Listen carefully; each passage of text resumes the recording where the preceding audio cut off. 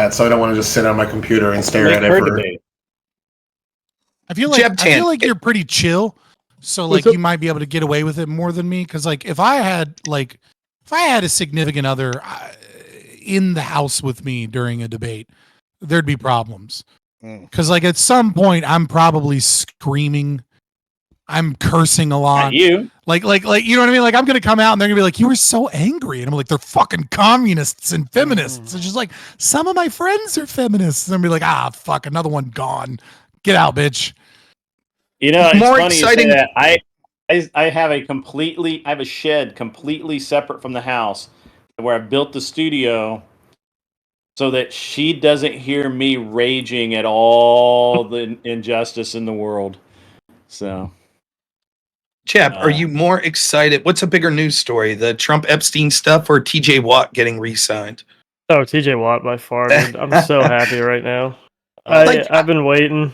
Yeah, I love TJ too. He's my favorite player, so I'm glad. I saw his deal was like record setting. People still watch sports.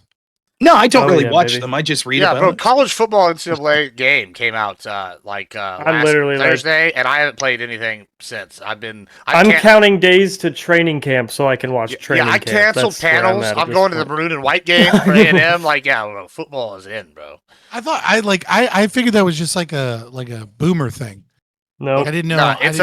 You're watching the training camps. Why don't you why don't you let your balls drop and let the testosterone and the latent testosterone feel the electricity through you then you can really rage in these debates. Go watch a training camp and then yell at somebody after. I don't know. Sports is just kind of gay. I've never really enjoyed watching men in tights. That's my favorite part about it. I'll tell you what. If I did a debate after I played NCAA for like 5 hours, I would fucking murder everybody. I would just be screaming the entire time. I literally broke 3 controllers this week already. It's a problem. I bought extra ones when the game came out because I knew. But let's get started. I think that's a good segue.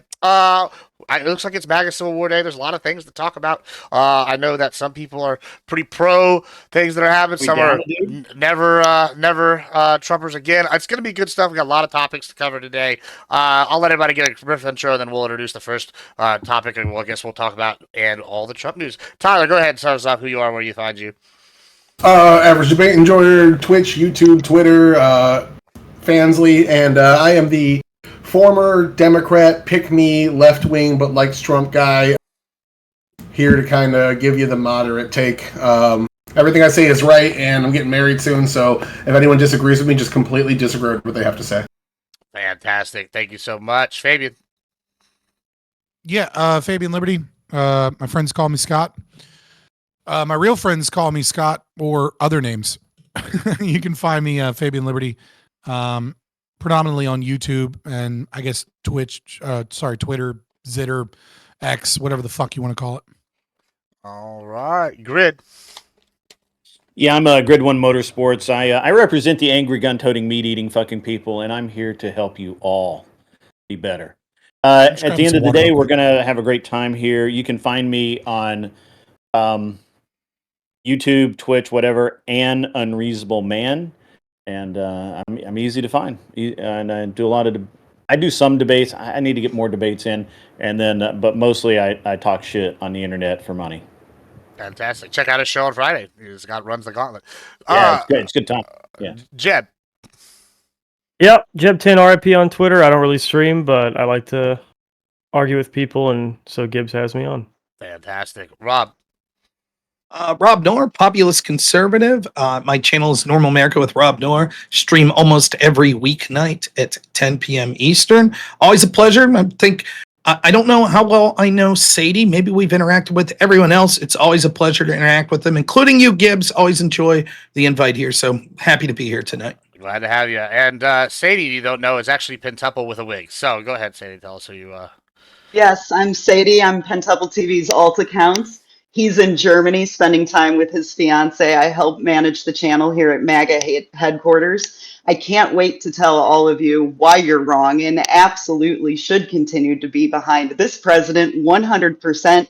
I apologize for my webcam. I don't know what's going on, but you want to see what I look like, head over to Pentuple's channel. It's working there. All right. Fantastic. Thank you so much. All right. So let's start with an easy warm-up one.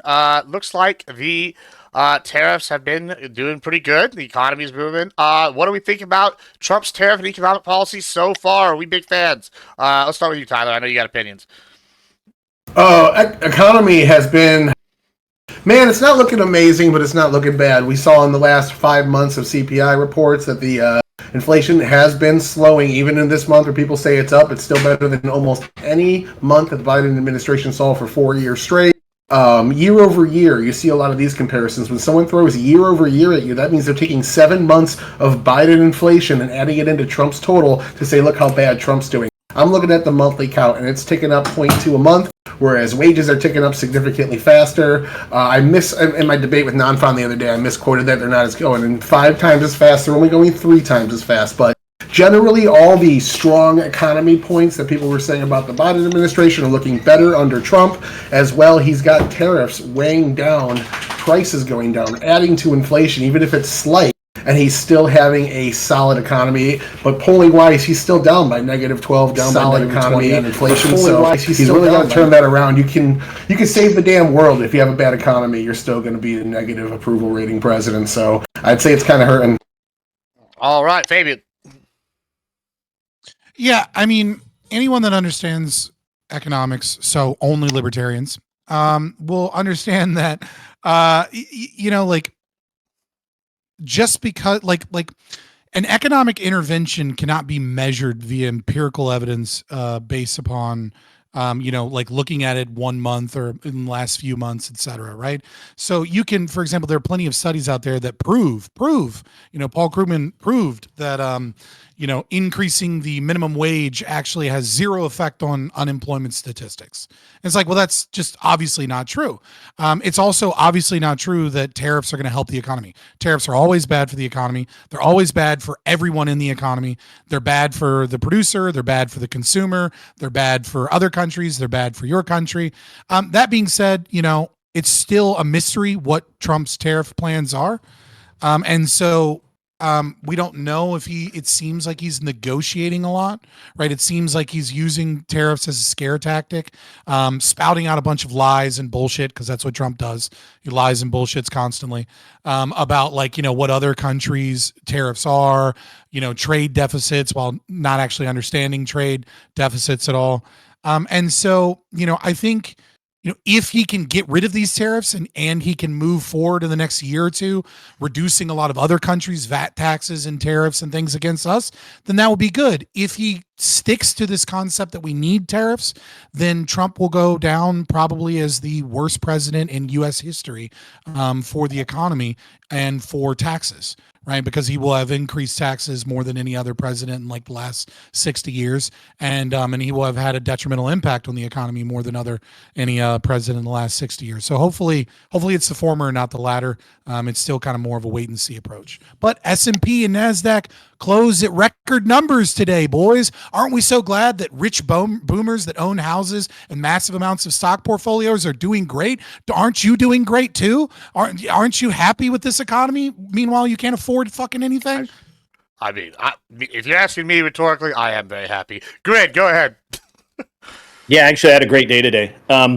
So the tariffs, as far as I'm concerned, I like that. I like that Japan's moving steel production over here. I like that. I like that other companies are moving production back into the United States. I don't have any. I guess sure. Long term, I think they do hurt. Short term, as being used as tools for leverage and to pry people in the directions that they probably should have gone, 30 years ago. I'm okay with it. And to be honest with you, my biggest concern right now with the way the tariffs are going is not so much my material cost or anything like that. My biggest concern is that everybody's so focused on tariffs. They're not nearly as concerned about interest rate, and interest rate is far more important than tariffs at this moment. And I really wish that we could get some actual people that actually cared about the normal Americans making money to understand why interest rates are very key and critical. It's interesting right now. It's an interesting time. I'm not super happy about all of it, but I'm not super sad either. All So right, that's about it. Jet then.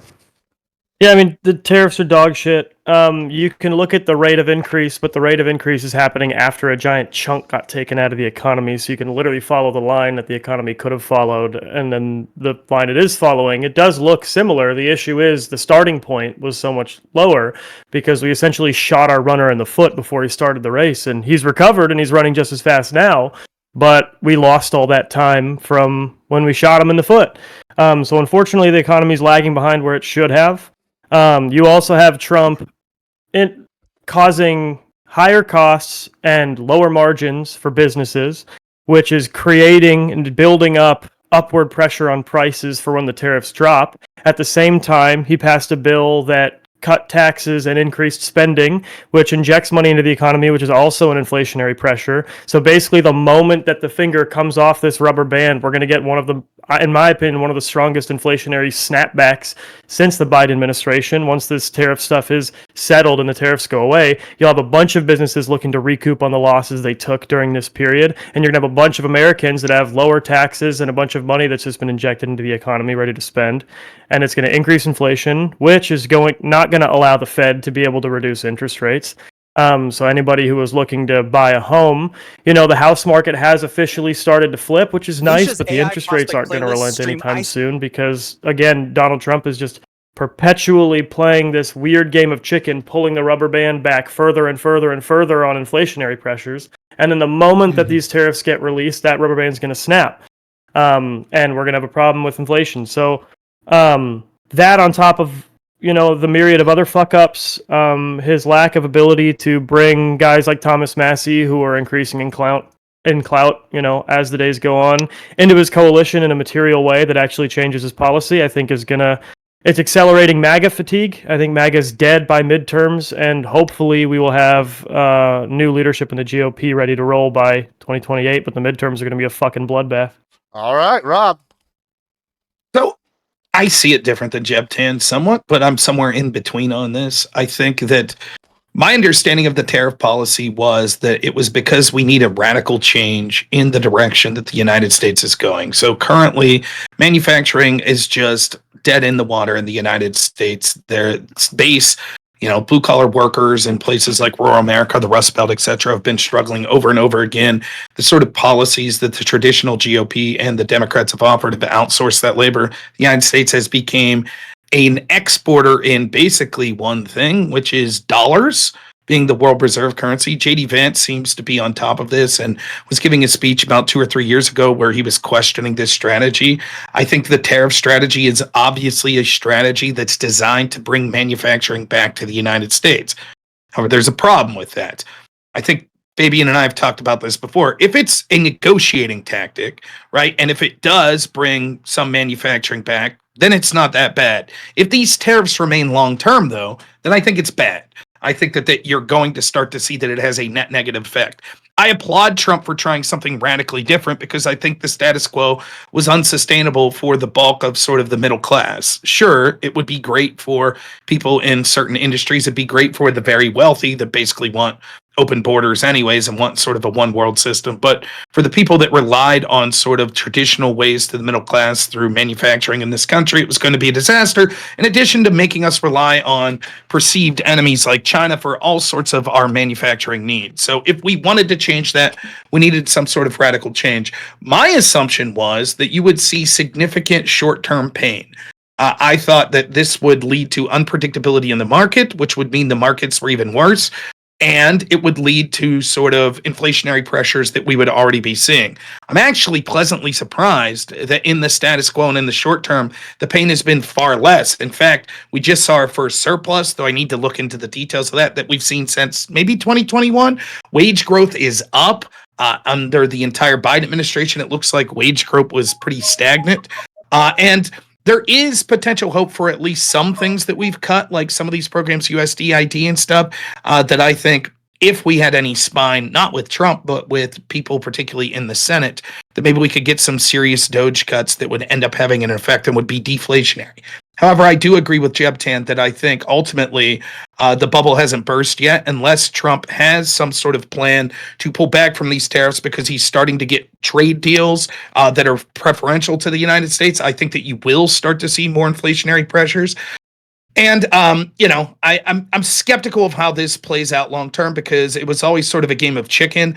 I think if Republicans lose the midterms, if Trump loses the midterms, then that's going to make his plan dead in the water. And any potential of let's hold out long enough until we see the benefits from this negotiating strategy will be shot. And I'm sure we'll get to the topic later, but I think there'll be no one but Trump to blame if they lose the midterms like that as well. So that's my gut feeling on it. Yeah, don't worry, We're going to get through a couple of these lighter Trump debates, then we'll let some people trickle in, and then we'll get to the good, spicy ones I know everybody's waiting for. I'm excited. All right, let's go to Sadie.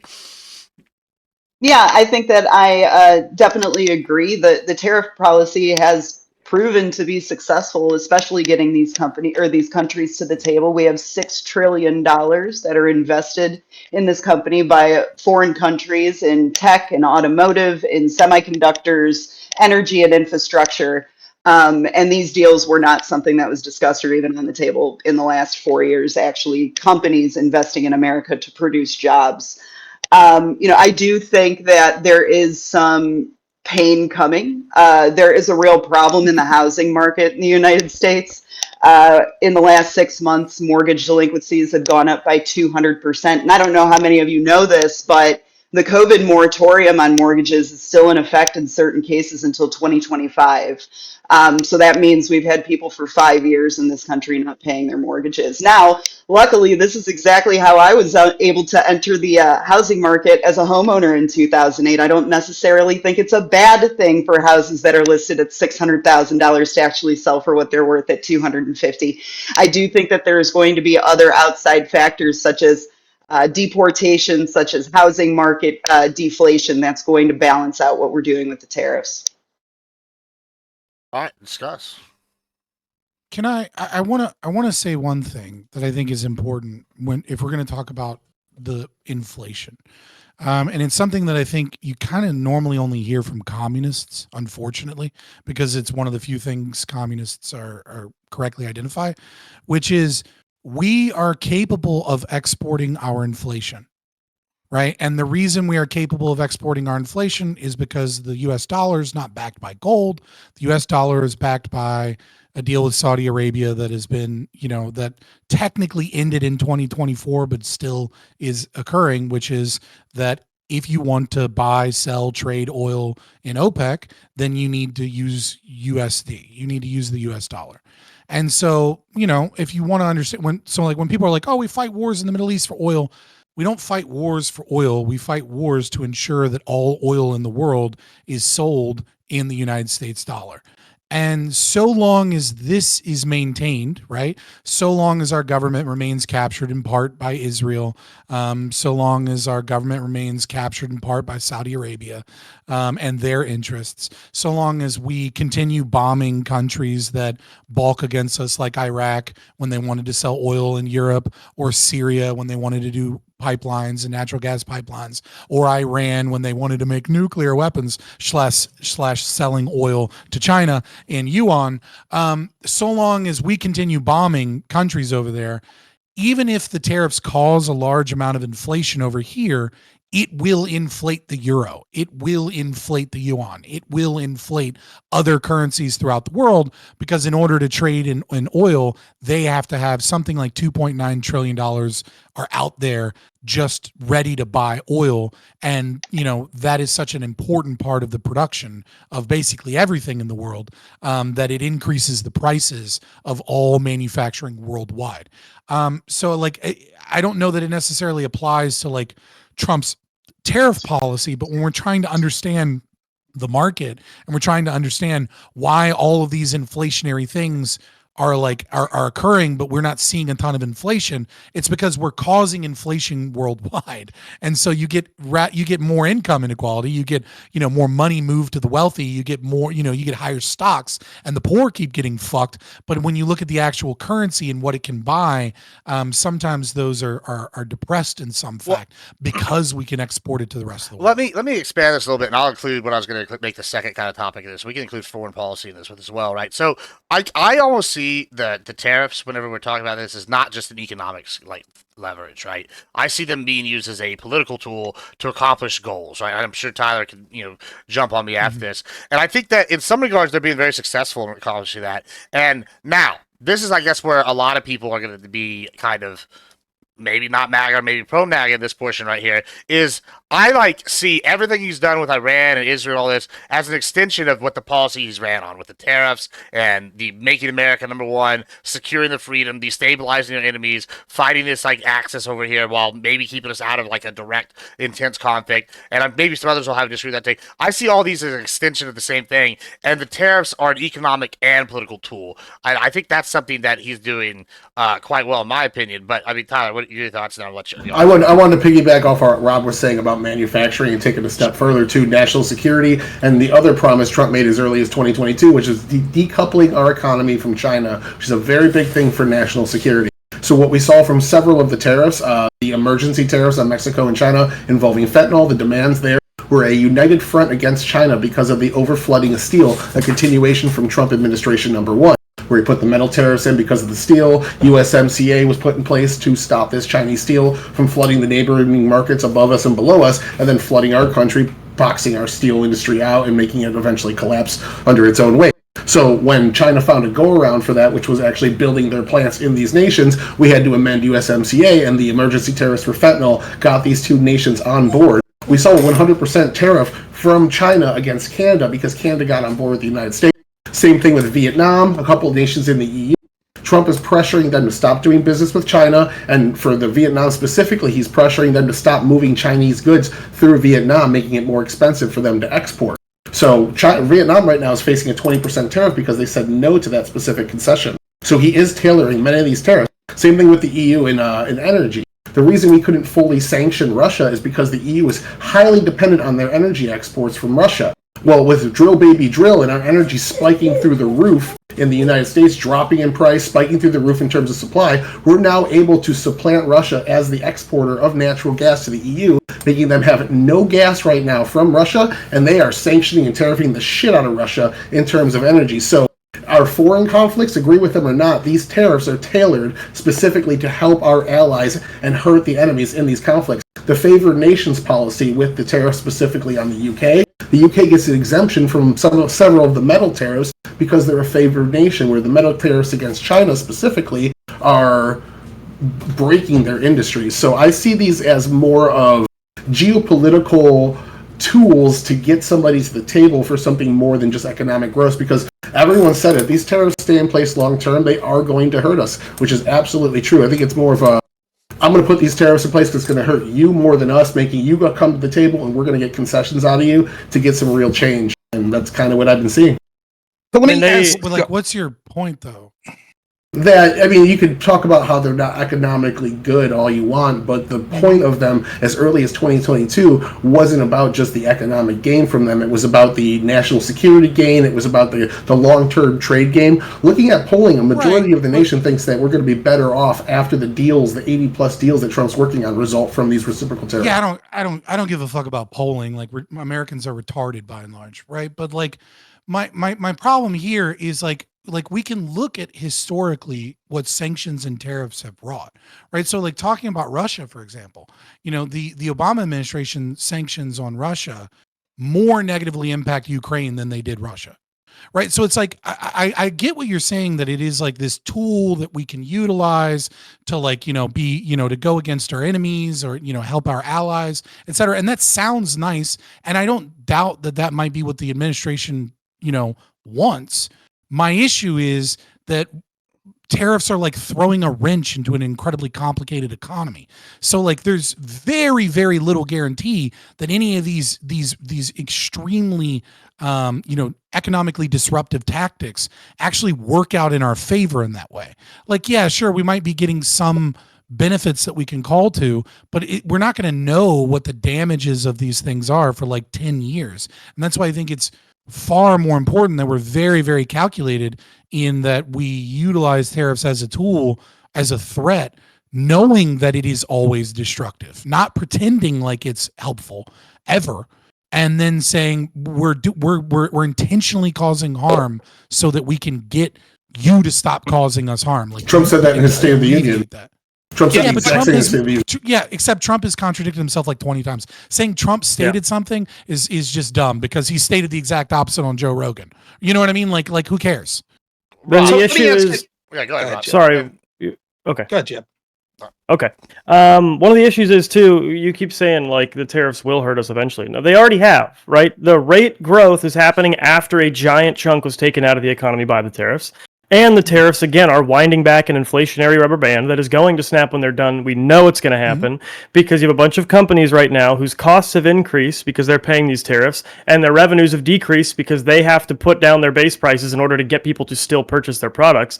So they're going to be increasing their base prices once these tariffs go because, one, the U.S. market tolerance for prices has increased because of the tariffs.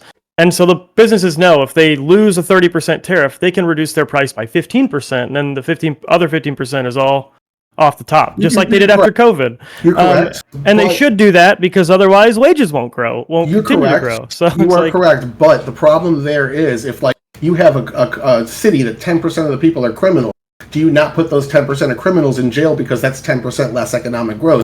In this instance, it's China violating 30-plus trade deals, stealing $500 billion worth of United States technology, bullying there's predatory pricing that if you did that in the United States, it'd be illegal. But why not? And I would agree with you if the tariffs were as targeted at the beginning as they are now, and they should be even more targeted now, because if we unified Singapore, he tariffed Singapore. There goes your fucking argument. If we unified Singapore's never done anything to us. Exactly. If we unified with friendly Eastern nations and Western nations like Europe, and we unified together to try to put pressure on China all together as a group, the tariffs could have been smaller, they could have lasted less time, and they would have been more effective. But instead, he decided to throw a punch at everybody. But the biggest punch he swung at China. So then we can say, well, he's going after China. But it's like, then why did he jab everybody else on the face on the way when they would have been backing him if he were to just play Trump hardball, Trump administration won hardball and just said, listen, I'm not going to dedicate as much money to NATO. I'm not going to help you guys in all these conflicts or all of this stuff if you guys don't back me in this fight against China. We all need to be hitting China with some tariffs simultaneously so that they start actually abiding by the trade deals that they've signed and the trade organizations that they're party to. But he didn't do that. And so I'm great. That's wonderful. So you mentioned Singapore and why did Trump tariff Singapore? Can you tell me how much was Singapore tariffing us? Singapore had no tariffs as far as I'm aware of. Now, are you sure? There might be. And we only do you have evidence to the contrary? We did like 10%, right? Do you have evidence to the contrary? That no, I'm asking you because I don't know. That's why I'm saying. Are you sure? Because Singapore is the most. Every country he tariffed was because they had a he did it on a trade deficit basis in material goods. He did not in any way, shape, or form match tariffs. He pretended to, but he did it based off of trade deficits. Now they have had other addendums, right, that have been increase or decrease, but the base tariff rate and things of that nature. So also, now again, I've looked into this before, but again, forgive me if there was something that I was missing because I'm not an expert on fucking Singapore's economy. Scott. I'm just curious about it. But I mean, I watched their government rail against the fact. Singapore is wild. Well, no, I watched them specifically discuss that they don't tariff any countries, and I do know that Singapore is one of the most free market economies in the world. Right? They have very draconian cultural laws.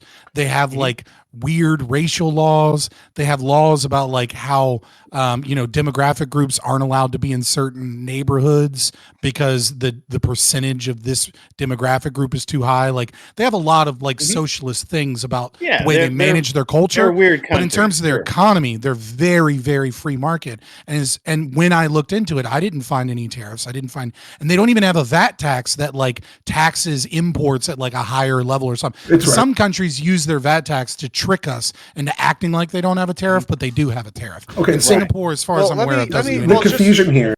I just want to point out the confusion here is we were talking reciprocal tariffs. What they did that Singapore was the baseline tariff. It's a different tariff, different policy, different long-term strategy. The baseline tariff is a 10% flat tariff against every nation that we do trade with for a different reason. It was to be a long-term fix of comparative advantage to make it so that U.S. industries have a little bit of a boost to get their manufacturing back on track. It's different than the reciprocal tariff. So straight up tariffs, even though the country doesn't tariff us at all, because Trump wants to bring in tax revenue and says tariffs are beautiful. Yes.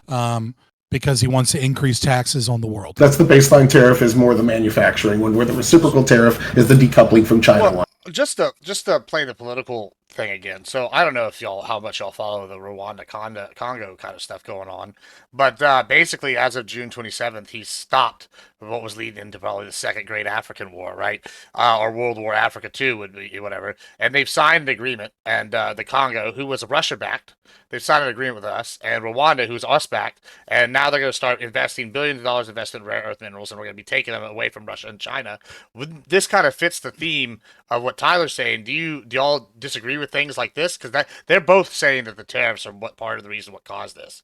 I feel like that's kind of evidence that he's using for economic and political tools, and he's using it successfully. Do y'all those in the opposition? Well, I think that's certainly true. Just there's a lot been said. I just want to say, like, I could talk about what Scott said at first there, or I don't know if I qualify as a friend. He said friends call him Scott, Fabian Scott, or when I'm just fucking with you. But the first part Scott, about my name, being able to export inflation, that's true. But it's still that big inflation still negatively disproportionately affects the poor and working class in this country more than it will the upper class. But I'm talking about the like looking at the stock market and things like that. Correct. And so like this was one of the arguments which I think you have to put some blame on Trump and Republicans as well, but also clearly on the Biden administration during the pandemic when we saw the massive amounts of inflation that turns out when you shut down the economy, right, you're going to see a bunch of inflation and then you print a bunch of money. Guess what happens? Well, everyone was saying, well, actually, the United States had a slower rate of inflation than the rest of the world. No shit. That's because all of the inflation that occurs in the rest of the world, because the U.S. is the world reserve currency, the other countries are going to eat a portion of that, plus then have their own inflation from what they've gathered from their terrible lockdown policies, etc. So, yeah, so I just wanted to Japan had bad inflation and they didn't lock down at all. Right. But they're eating the U.S. inflation as well as, any other policies they may have. Specifically on this, yes, I think that Trump is, here's the thing, right? Like him or hate him, I applaud Trump for trying something because I think the status quo wasn't tenable for huge swaths of this country that I happen to deeply care about, which is like the Rust Belt, right? So I think that an attempt was made, the status quo would have changed nothing, and we would have continued to see the wealth divide continue, the middle class continue to be eroded for this and a litany of other reasons. So, okay, I applaud some big attempt. But here's the thing with Trump.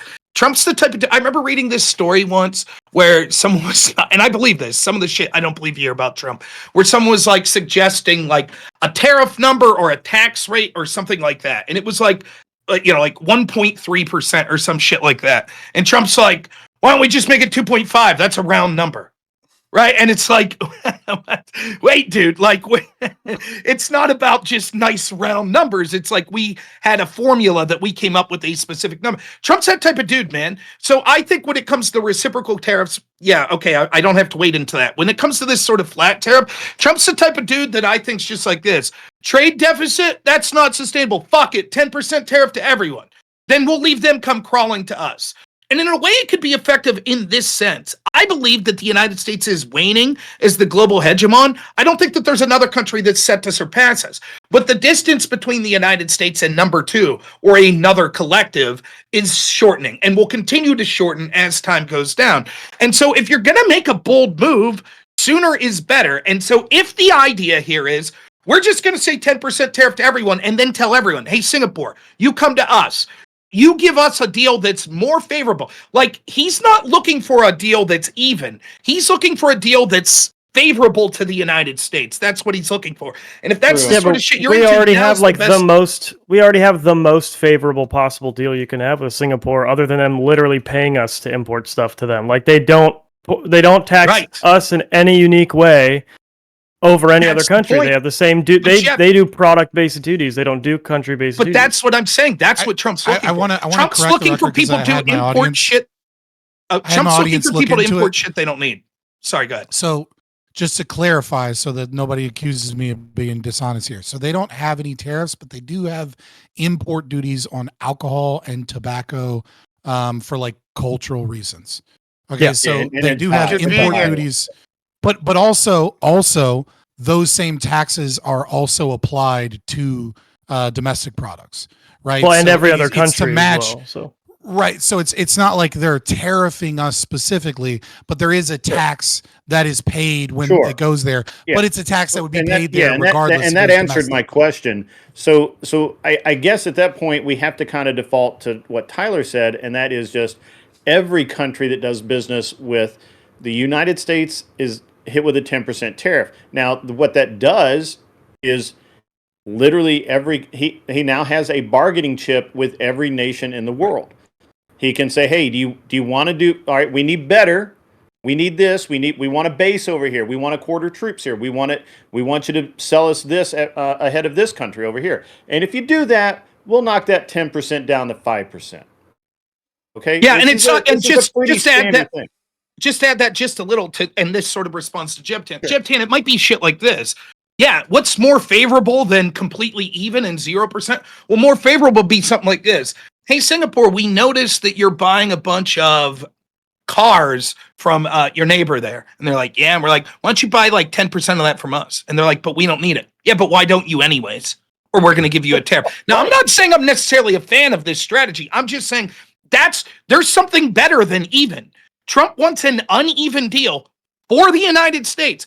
And he's bargaining right now. Every country in the world relies on us. Well, not everyone, but the majority of them do. And so we're in a better bargaining position right now than we will be anytime in the foreseeable future. So let's roll the dice. This is where I pull the Scott move and just call you all socialists, because why does he get to do that with our business's money? Like, he is saying, all right, every business in America, you pay 10% more for those businesses. No, it's not. It's not yet. It's hey, all of you guys, hold on. It's capitalism, baby. Stop. Let me finish. That's not capitalism. It is not capitalism to look at every business in the United States and say, without Congress being involved at all, so your representative democracy is not contributing to this at all.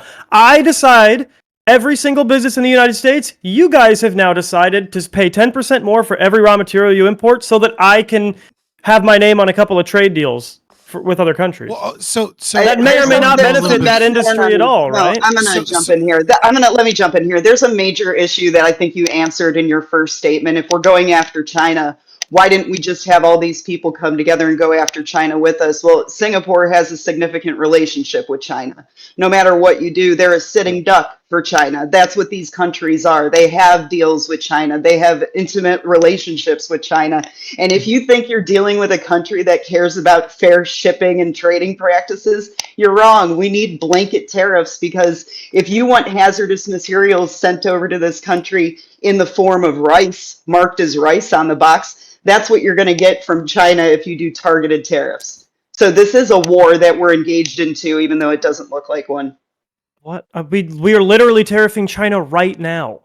Right, that's what we're doing. We're ending us with rice. We're ending the IP. We're ending the IP stealing. We're ending the Chinese spy balloons flying over the country. That's what we're doing. We're not ending any of it. We're not ending any of it. As it stands, we are just continuously tapering down our tariffs for small concessions, and maybe it'll end with some small win. But no, we're not revolutionizing the way of Chinese business, international business, with just our 35% tariff. It's not happening. Just more. If The I- 35% just for All right, sure. all right, go ahead, Rob. I'm gonna let you last word. Then we're gonna move this on a little bit to the next thing because I think we've covered this quite a bit. We're going. I was just going to say, like, I think I'm somewhere in between on this issue. I think if it ends up just being a bargaining chip, I'm more for it. If it leads to long-term tariffs, I'm more on Jebtan and Scott's side. Though I'm open to be proven wrong. However, what I'll say here, Jebtan, is, yeah, it's persuasive that you're like, this is more intervention in the market. I get that. I do.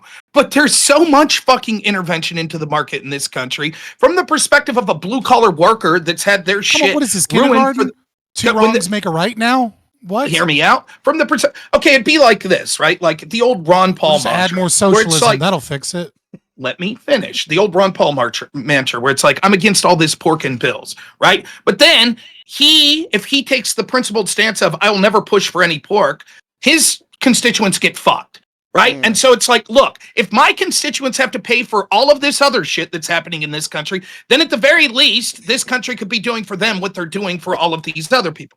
Similarly, what we're saying, I guess, would be the advocate position. I would be for almost a complete free market situation. We're nowhere near that. And so then what we're told is, well, this one thing that could potentially help the Rust Belt, the manufacturing sector. No, fuck you guys. That's socialism. Anyways, back to the corporate socialism, back to the outsources of labor, back to the infinite other policies that the United States has that puts their thumb on the free market that resulted in the fucking over of the Rust Belt. Let me ask you this. Do socialist policies have unintended consequences? Sure. Okay, so how is it that you're going to balance socialism by adding more socialism that has more unintended consequences? How is that helping anybody? I will respond thusly. It's bad form, but I'll ask a question. If a country tariff us at 100%, would it be advantageous for us to be reciprocal or to do nothing because that's socialism? Well, no, I don't think it's socialism if a country tariffs us at 100% to tariff them back in a reciprocal 100%. Well, I'll make Jebtan's argument. Why should the government unilaterally be able to tell our producers they have to pay 100% more for importing raw goods? I mean, because at that point, right, Jebtan? It's very simple. It's very simple because the United States has taken over a monopoly of on the control of and the protection of our products coming in and going out overseas, both in forms of the U.S. Navy as well as in trade agreements with other countries.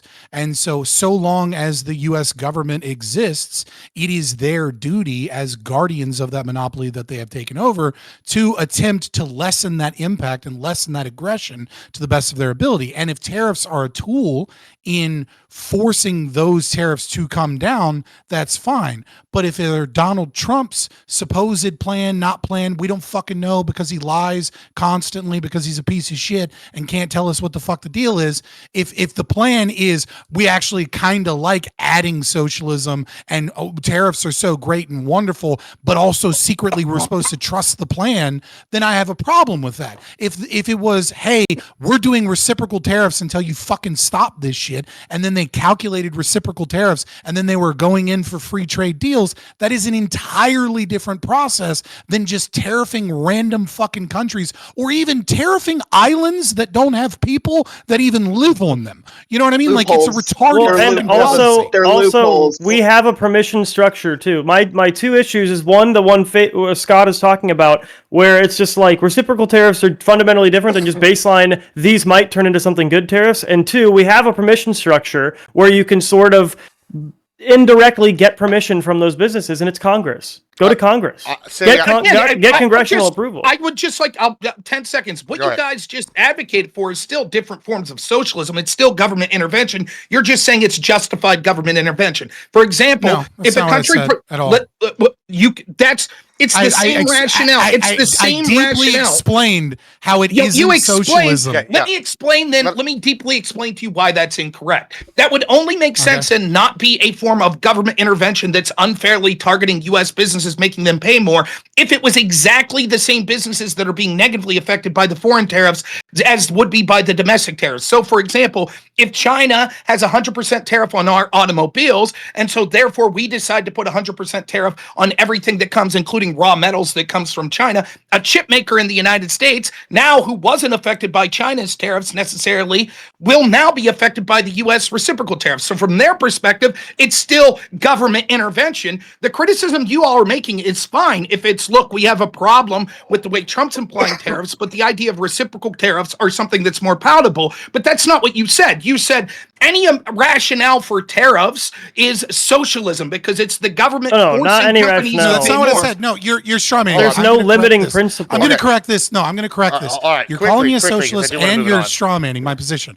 My position is very clear, which is that the government has stolen the right from American people to be able to protect its private property in international waters and to be able to do business at the state level in which the state is our representative. So long as that government still exists and they're not going to turn into anarchy, then it is their duty as a guardian of the protection of our assets overseas and our import-export tariffs and all of those trade policies to ensure that as little aggression occurs as is possible, and reciprocal tariffs that are designed when one side is fighting a trade war and we're not, to force people to the table for a free trade deal is very different than Trump saying tariffs are good and we should have a flat tariff anyways. Wasn't the economy so good at the turn of the century when we had all these tariffs? Tariffs are wonderful. Tariffs are great. We need tariffs, which goes against every fucking rational argument that's been put out by economists since that fucking time. So I want to move this on a little bit. I've been debating because I have about three topics left, and one of them being the Epstein thing, and I think all these tie together. So we're just for the sake of whatever, we're moving on.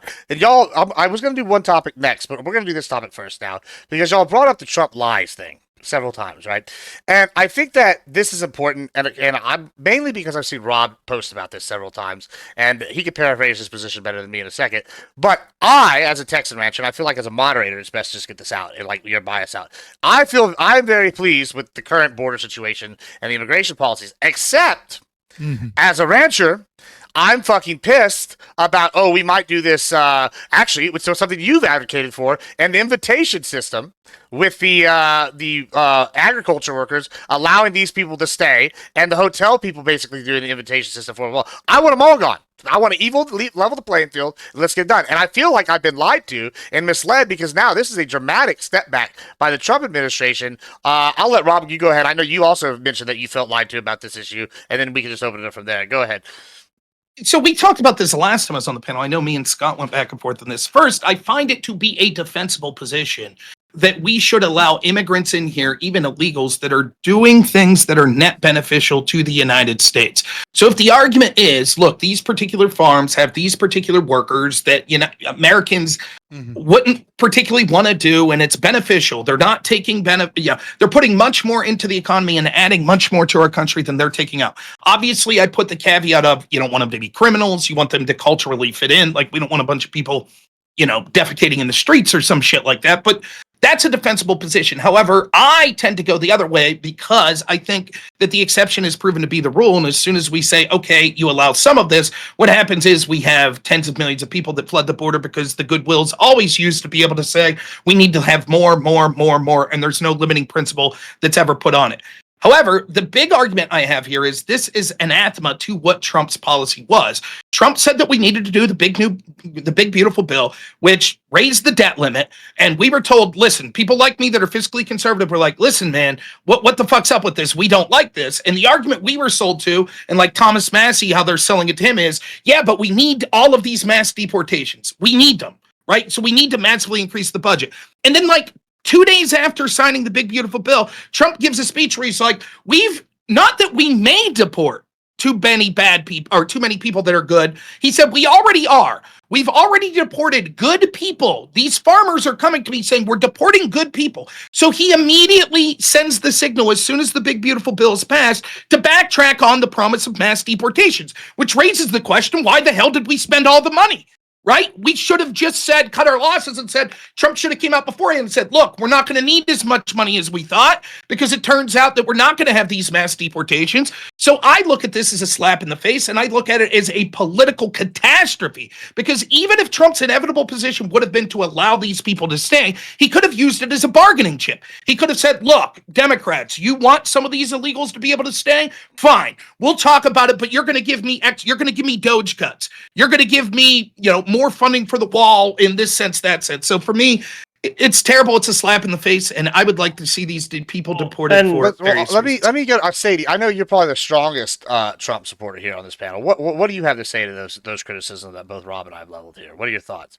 I think to say that you were lied to is far-fetched. I mean, Trump has always had immigration policies such as you're going to come here and get a degree in the United States. You're going to have a green card stapled to your diploma.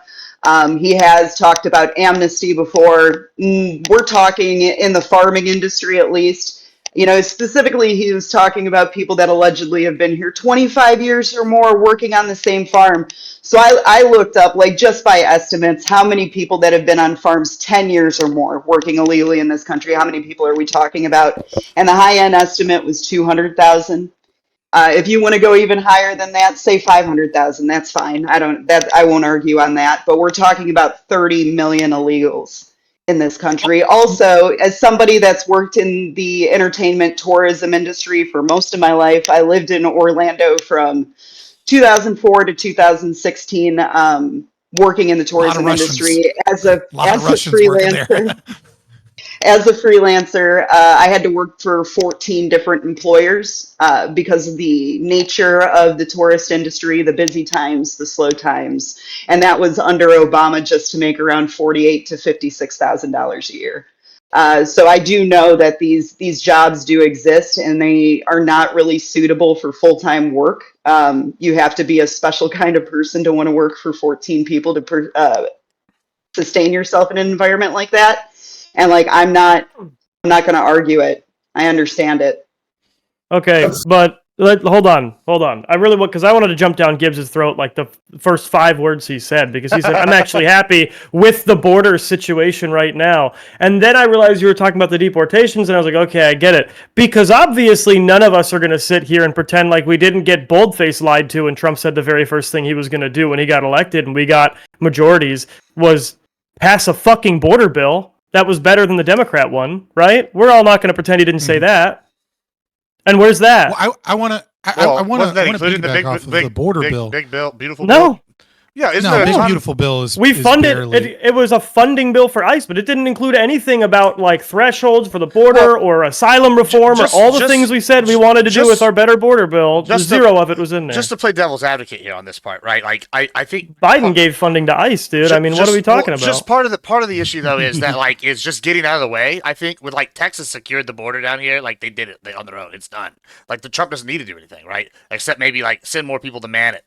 Right, and that. So whenever I was sitting here, I don't need a border bill. Whenever I just need the administration to stop tearing down the walls that we're fucking building. Right, we don't need more immigration judges, so we can detain and hold less of these people on taxpayer dimes. That would help, but that's just when I'm sitting here, policy-based issues. I'm looking at results, right? And when I'm sitting here, I see the border security was a big thing I voted for, and we're gonna get to this. I know when we get the Epstein thing. I voted on policy, and I agree. There's no big border bill that you're talking about. However, I immediately see results living here in South Texas of the border security this is the exact opposite. Versus the deportations. I'm not seeing that being done in mass, right? The results are all this money we're having to fucking throw at ICE because we don't have any fucking immigration judges to deal with these cases, so we just have to detain people. Detain and deport. So, we can't the border. So hold on. This is the exact opposite. This is not more secure border because we have less people attempting to cross the border. And we have less people attempting to cross the border because, at least in symbolic form, America does not look welcoming to illegal immigrants in this moment. Now, part of that is the left pushing hysteria, which, I'm in many ways, I think they're less hysterical than they ought to be when it comes to immigration and deportations, because I think it's a fundamental violation of human rights. But but I'm going to be different on this than most of the conservatives when we're talking about immigration. What I see cowardice. That's what I see. I see Trump came in and pretended like he was going to be this big, Billy badass that was going to get us this big border bill and was going to, fix the situation. Now, personally, I don't agree on anyone being deported unless they are committing property crimes of some degree. Now, if you are, I do think that there should be potentially deportations on the table for people that are working with coyotes, which may or may not be their fault per se, right? Because people are certainly, trafficked in a lot of ways and end up becoming unsuspectingly or unwittingly aiding gangs, and they're kind of like stuck there because they've been trafficked and they'll threaten them. But I mean, what we need in this country is we need immigration reform and some big deportations. Like Trump can, like, if he's going to stop the socialist importing of what is now somewhere between 10 to 40 aliens in this country, 40 million aliens in this country, he's not going to do it one ice raid through the soccer fields of California at a time. What we need is all of these people documented. We need an invitee system.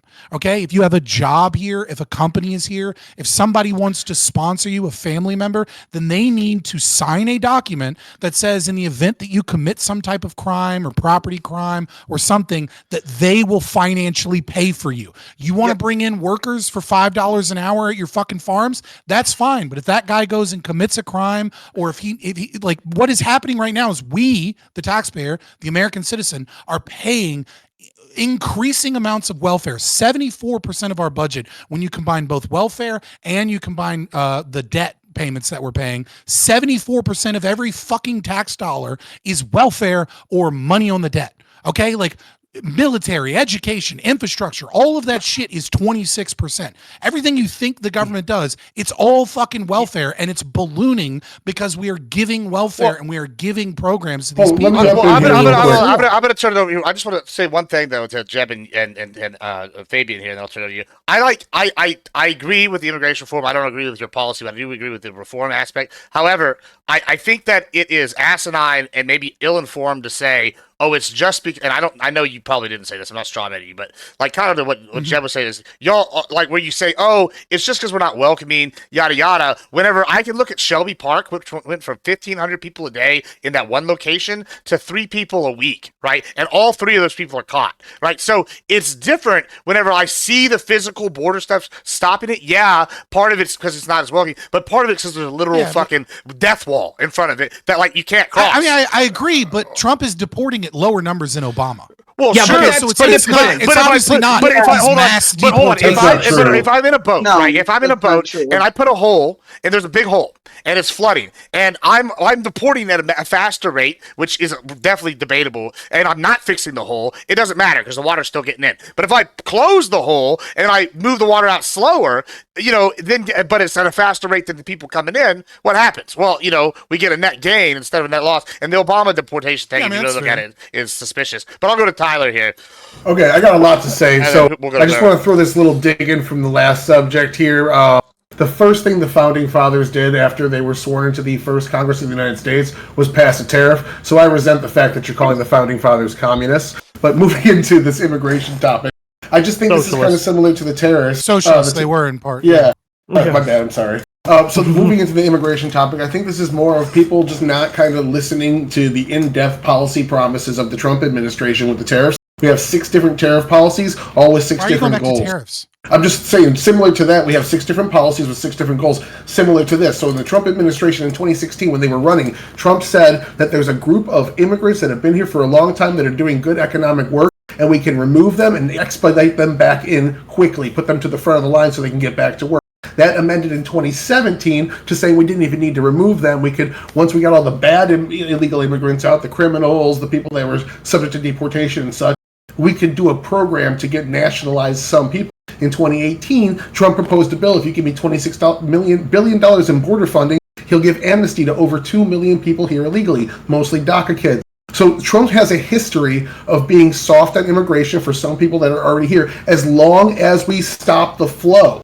Like, we'll let some of the people here stay, but how do you handle any of that? How do you handle amnesty? How do you handle getting people in legally? How do you handle it?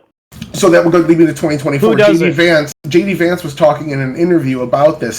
So what he was talking about was getting out all the people that are subject to deportation, all the people committing crimes, all the people that are gang members, all the people doing violent things. Once you've wiped out that large a number, you've got illegal immigration down to a manageable level. Then you can start doing a case-by-case basis of seeing people that are here illegally come to us. Who handles the cases? Who handles the cases? Probably State Department. I would have to No, immigration judges.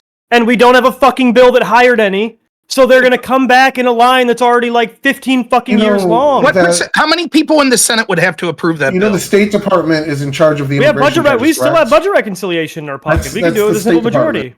The State Department... So there's a bill that's signed away. The judiciary, the immigration judges have been signed away to be an executive order, executive branch, judicial subgroup. They're part of the executive branch. They work under the State Department, and we have enough of them. We do not have enough of them. We absolutely have enough of them. We're not right now sitting holding to let in the billions of people. How long is the current queue of cases that immigration judges are faced with working? The last time I saw it was 2024. Last year under Biden, it was up to 5 to 7 years, but that has gone down drastically since. How much? Well, hold on. Don't just say it's gone down drastically. I don't know the 2025 revised number yet. Well, while you look that up, let's go to Grit. I see his hand up. Yeah. So this is always one of those fascinating discussions because the reason why nobody ever everybody says, well, Obama deported more people than Trump, and they're not. Well, why is that? Well, there's a couple of reasons why. Obama went after single men that were easy to find and deport, and Trump is going after family units, people that came over here specifically. That takes a lot more time to do it right. He wants to get it right, or at least his administration does. I don't know that Trump cares, but at least the people in charge of this are trying to do it right. Obviously they're going to fuck it up sometimes, but Excuse me. the number of people is less important to me than which people and why. And so I think that in that case, I think Trump's doing a better job than Obama could have even dreamed of. So I really don't throwing around a stat like that's great, but I don't care. Second, as far as the thing going on with Trump, what do you mean you don't care? His policy on immigration and these judges. Well, the whole reason that there's such a massive backlog is I mean the Biden administration allowed so many people across the border using these stupid apps that gave them access to means to stay here and made it harder to remove them. Well, that reduced the backlog. Well, that's they expedite that. I do want to go to Rob. Just said there's millions of people in court. They skipped the immigration court process entirely for those people, so it reduced the backlog. It took those people out of line and put them into the country. Hold on. Well, okay, that's a whole controversial thing in of itself. But let's go to Rob. I don't want to go down that rabbit hole. Let's go to. I don't support it, but that was one effect of it. Was it reduced the backlog? That's one of the backlog right now is 2 years, but now you're going to add a bunch of people that we deported that are going to want to come back to that line, and a bunch of people in here that we're going to have to take to immigration court to decide whether we want to deport them into that line. So it's probably going to balloon right back to 5 to 7 years. We need more immigration judges. We just need more people to handle it. You don't need any more immigration judges if you have the Department of Defense stop sending grants to NGOs to give these people the fucking lawyers. It's mostly asylum. You can reduce taxes on Let me just get a little more. All right, go to Rob. Go ahead. Okay, so a couple things. One, there have been policy things like I was just about to say what Scott said there, right? Like ending a lot of USAID. A lot of these people were coming because you had these NGOs that were facilitating them coming here. So that is a policy prescription that partially does. Secondly, though, it's many criticisms I lever at Trump, particularly on this issue of I think that he's going back on a promise. I disagree with Average Debate Enjoyer when it comes to the specific. I think you're right that he specifically waffled on sort of the types of things he would do, but it seems clear to me that the general message that he was giving to his audience was there was going to be mass deportation, and part of that argument was that rule of law is important, and you have to follow the proper procedures, and as such, the average person in Trump's base that voted for him that wanted these things, and they do want mass deportations, was you could go out and then come back in the right way. So if Trump starts to change his mind, they're pissed about it. But I'm not going to, and I agree, I don't think the deportation numbers are as high as they should be. But come on, I'm not going to sit here and fucking criticize Trump. Forget about the deportations. If we're just talking about the border, we went from one of the most poorest borders ever to, in the span of like a fucking month, one of the most secure ever. So I'm not going to criticize. You're right, Jeb. It would be better if there were specific policies on this, because the next guy could come back and roll back all the executive orders, etc., as Biden did. But come on, let's give a little fucking leeway and credit here. And the other thing I'll say, Jeb, is I think you're just, I will fully admit, one of the problems with our system is we have these fucking bazillion page reconciliation bills and omnibus bills and all this shit. I'm not going to sit here and bullshit you that I read the entire big, beautiful bill. I already stated that I have problems with it. But a cursory look shows that they actually passed in that bill $3.33 billion to hire 800 more judges. Now, were you just unaware of this when you're saying that, oh, we need new judges and Trump hasn't passed policy? Or are you saying that that's not enough for you? No, what I'm saying is when he waits until he has this giant bill that adds to the problem as it solves it, instead of passing a border bill first to reduce the backlog so you're not driving with the e-brake on. Yes, it adds as it solves it. If you are increasing ICE's ability to deport people you know are going to try to come back, and or take people to immigration court that you know are going to have to see an immigration judge, and only then do you finally hire more immigration judges while there's a 2-year backlog, you are adding to the problem proportionately to the amount of the problem you are solving, whereas if he came in and did what he said he was going to do, hired 500 to 800 immigration judges from the outset, eliminated the backlog, he wouldn't have been driving with the fucking e-brake on this whole time, this cycle of immigrants. Could he have done that day one? Could he have hired? Certainly. The Democrats 20% of the backlog cleared out. How's that mechanism work exactly? What? He had an entire He had an entire Democrat Party that overextended themselves on the issue of border security. They had no ability to resist as long as they didn't go completely fucking buck wild with it. He already had Fetterman in the Senate, basically ready to agree to anything the Republicans did. He needed 9 votes from a party that had massively overextended themselves on the issue of border security. Now he couldn't do it because it's been long enough and people fucking forgot about it. They campaigned on being the border security party during the last election. If he immediately put a fucking border bill on the desk within the first couple months of his presidency, that shit would have passed. But he needed 9 more votes. Here's the thing. You wouldn't have liked... The problem is, you're not going to like... He wouldn't put the bill that you want, so you would have still said it was a failure. For example, if the big, beautiful bill would have been set forth on day 1 and passed in day 15, you'd still be saying, that added to the problem as it tried to solve the problem. What you want is amnesty. You want to allow some of these people here. Look at the language that you're using here. You're saying, for example, when we kick these people out, they'll want to come back in, which will require more judges. Well, no, it won't. We'll say there are no judges available. See your ass later. Come back when there's the backlog. Come back in 5 years. Yes, sorry. That you're functionally wrong. And they still get in line in 5 years, and we still have a backlog. Let me go to Sadie. Hold on, let me go to Sadie here real quick because I know she's probably been trying to get in, but I can't see her. Go ahead, Sadie. No, I wasn't really trying to get in on any of this. I just hold on. I mean, the reason that the Obama administration had such high deportation numbers is because they counted turnaways at the borders as full deportations as well. True. So there's also some other controversial too, but that okay. Well, I mean, we don't have the revised numbers, so like I'm okay with saying, you know, from what we know in like his first 100 days, his numbers were lower. But yeah, in the current push, you may absolutely be right, especially if you. I mean, you can look at deportations in that regard. ICE deportations. Look at the obvious, visual deportation stuff that's happening in California. That's anecdotal. That's not. I'm saying. Numbers. Like, hold on a second. The actual numbers. I'm just saying, we're seeing this. People are like, oh, it's these isolated things. Well, the state of Tennessee is working with ICE. The state of Texas is working with ICE. The state of New York, under Eric Adams, New York City is working with ICE. So we're not seeing these visual representations that people want to see. So it is equated with nothing's happening. And you're right. When the numbers come out, I think that people are going to be surprised. Yeah, I don't disagree that maybe currently that is occurring. What we do have numbers on shows that Obama was deporting more. But again, we don't have numbers on the last few months, and that has been where the larger push has been. So like, we'll see. Maybe you're right.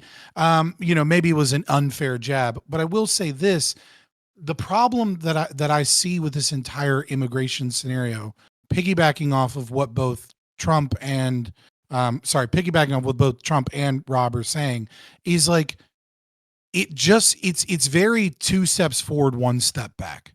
There's no real reform here. There's no real everlasting change in how we handle immigration. And he could have done something in his first 100 days, right? When he had that mandate, he could have done something to fundamentally change the way immigration and citizenship and DACA and all of these things are handled. Instead, he's going with a Band-Aid approach. And he's a lame duck president who can't stop taking L's. And so we'll see what fucking happens when the midterms come. But let's just even assume that he gets a Republican wave somehow in the midterms, which it's still possible, right? Even then, he's still only got 3 years left. I have a note about the immigration bill. Getting rid of a chunk of people. Really go ahead. Important point of fact. The big beautiful bill does not hire 800 immigration judges. What it actually does is it hires 100 and then caps the number of immigration judges they're allowed to have at 800. So it ensures that we will never hire more than 100 more immigration judges, at least until 2028. So it actually restricts our ability to expand it. Worse. It restricts our ability to continue expanding immigration judges. Well, we brought up midterms. I think this is a good segue into one more thing before we get to let me get in there real quick. All right, go ahead. We're segueing. I linked this to the chat. So I'm looking at the new cases of going into this year, 2025. We have 431,000 new cases compared to the 735,000 that have been closed. Right now, we're closing cases at 20-year record rates. We're seeing drastically more at this rate. In 3 years, we'll be down to only 1 million on the backlog. And most of this backlog, 2.2 out of the 3.4 million, are asylees coming in, not people being deported. What I'm seeing is the wait time to deport somebody is like 3 months between hearings, and they're saying that's a bit high, but it's the people coming in that have the 5-year wait. Well, yeah, that's a problem. If we want to replace the labor that we're losing, which Trump says he does want to do, you can shake your head all you want. This is what Trump said his design is to maintain the labor force.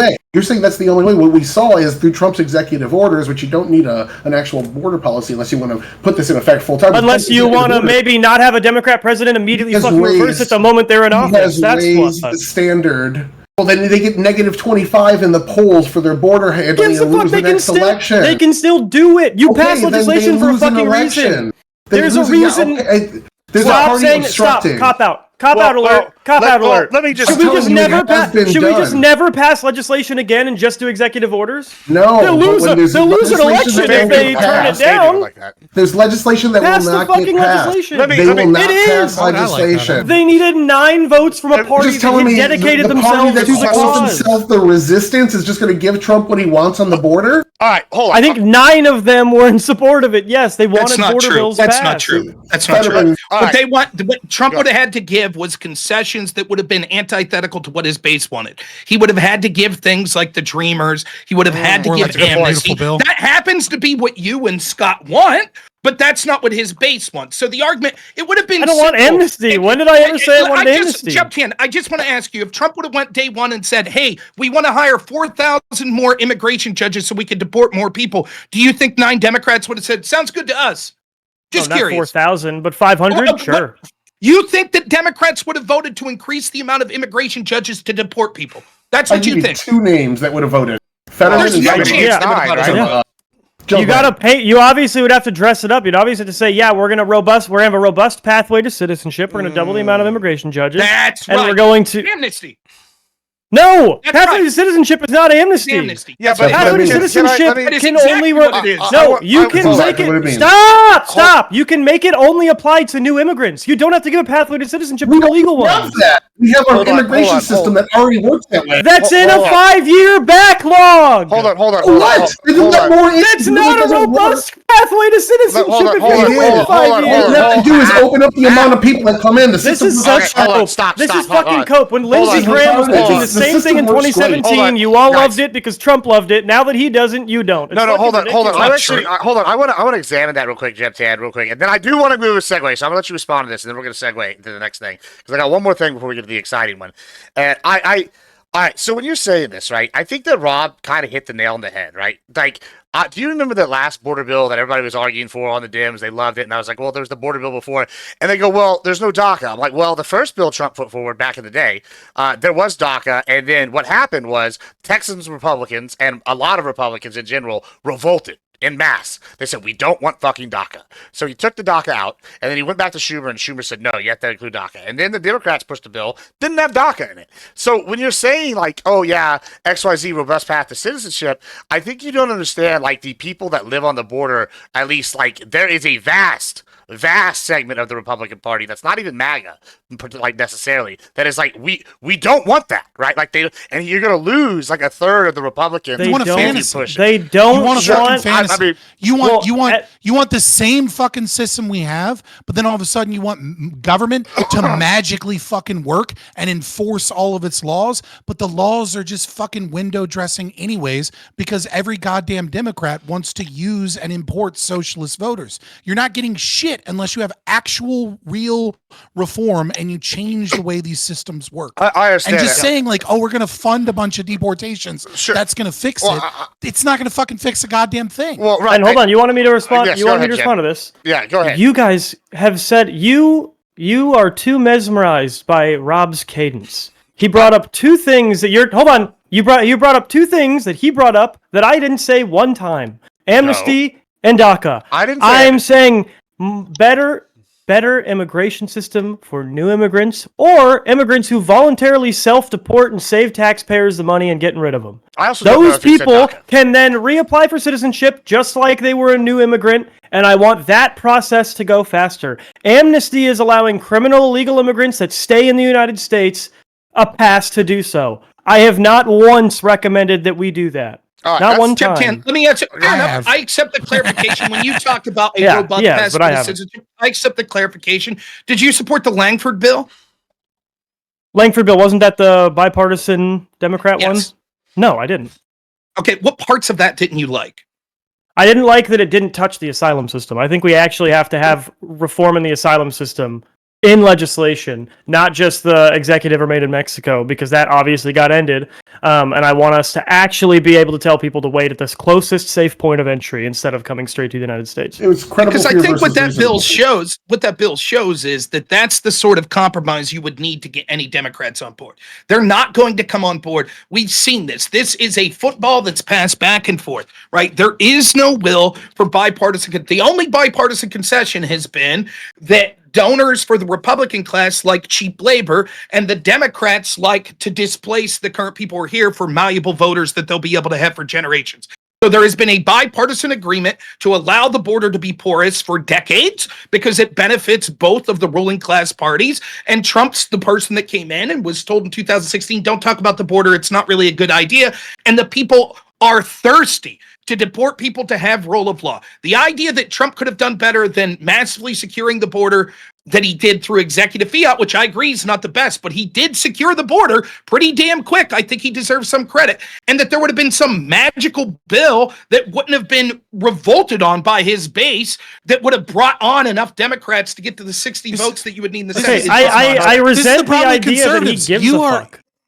You're talking about how Democrats or these other groups are kicking the ball down, but that's exactly what this entire policy is. Even if you get the dream Republican policy or the dream Trump policy, if you don't have any here's the thing: so long as we will continuously shift between Republicans and Democrats, and the Republicans keep getting more and more Democrat as we go, and they are promising a better life for people, and they are promising welfare, and they are promising them that the taxpayer will pay for schools and will pay for roads, and you can get Social Security benefits through your children, and you can get welfare through your children, and you can get hotel. As long as you're getting all these fucking freebies in a country that's economically better, it doesn't matter how many fucking people you deport, because the next person that comes into office brings them all fucking back. So unless we have some actual reform, then even if we got the dream policy, which we're not getting, Rob, and you know that, right? Like you're railing against Trump for it because he's bowing to fucking corporations and big agriculture and the hotel and the oh my God, I can't think of the term for hotel. It's like concert. Yeah, hospitality. Yeah. concierge hospitality service, right? Like he's bowing to all of these people. And so, but even in a perfect world, we get mass deportations, but we still have the same fucking immigration systems. We're still going to just get another Democrat in, and then they're going to bring a bunch of fucking people in. They're going to move a bunch of people. We need genuine reform. And that could have done that. Getting rid of he could have done that. I also if I could just have 10 seconds. 10 seconds, I promise. Start a timer. You ready? 10 seconds. That might be true. I completely agree with everything you said, Scott. There is zero fucking chance you get 9 Not going to happen. on board for that. Yeah, not going to happen. I'm going to go to. He didn't need to. He could have put it in the big beautiful bill. He could have put it in the big beautiful bill. I can give you specifics as to. No. Why not? Why not, Rob? Why couldn't he put it in the big beautiful bill? Budget reconciliation, 51 votes. You think that he could have put in the big beautiful bill that no illegals that ever come will ever have a pathway to citizenship or get any government services whatsoever? You think he could have put that in the big beautiful bill, and that would have been law that the next Democrat that came in would have been bound to enforce? No, but he could have fucking listen. He could have done substantial reform in the bill. No, he could have put in the bill something very simple, right? Which is that he could have put something along the lines of allowing corporations, NGOs, and other people to sponsor people. The average American wouldn't have liked it, but you know who would have? Billionaire donors would have fucking liked some type of compromise that meant that they had stability at their factories, stability at their farms, stability at all these things, because they had some legal way of bringing in cheap labor, but they had to pay the cost for that. I find it really interesting that the libertarian, I think, is arguing for that for like big corporate business in this regard. Like I like that. Sure, there's a way. Like now, I feel like I'm about to say something communist. That would have been the first step. I feel like I could get together with me and my other constituents that are ranchers, and we could probably match at least a couple of the corporate ranchers, right? But like you're arguing for this invitation system that would benefit them. Like I also agree that needs to be immigration reform. Like I think that's a big problem, and that's something I've advocated for a long time for. But like the security needed to be done, it's done. The immigration, that needs to be reformed. I don't think your invitation system's away because I think it actually goes against what you want, which is you want more libertarian stuff going on. And I think if you do the invitation system, that's really libertarian. It's Hopa's system. I know. I understand it. I understand that. I understand that. However, in this specific situation, it's actually doing the opposite of what you want, and it's benefiting big ag. And it gets over the individial ranchers and agriculture. You could do the same thing. You can't. You can't do the same thing at the scale. I just disagree. We can talk. Why can't you also can't buy as much land or as much feed or as many cattle as them? But we can listen. We can do this every day. I do want to move it to one little bit. I'm going to go. Tyler. I also want to say that it's interesting to me that Hispanics, because we were just talking about midterms, are coming out drastically in favor in almost every poll of Trump, despite Democrat messaging that he's deporting everything, because it seems to be, at least my local inference, is that legal immigrants and legal people that have gone through citizenship are not a fan of illegal people doing it. And that's interesting to me as well. I'm going to go to Tyler, and then we're moving on to the next thing before we get to Epstein, because I don't want to run out of time. Go ahead, Tyler. Okay, so I want to just focus on a couple things that were said here in terms of the specifics.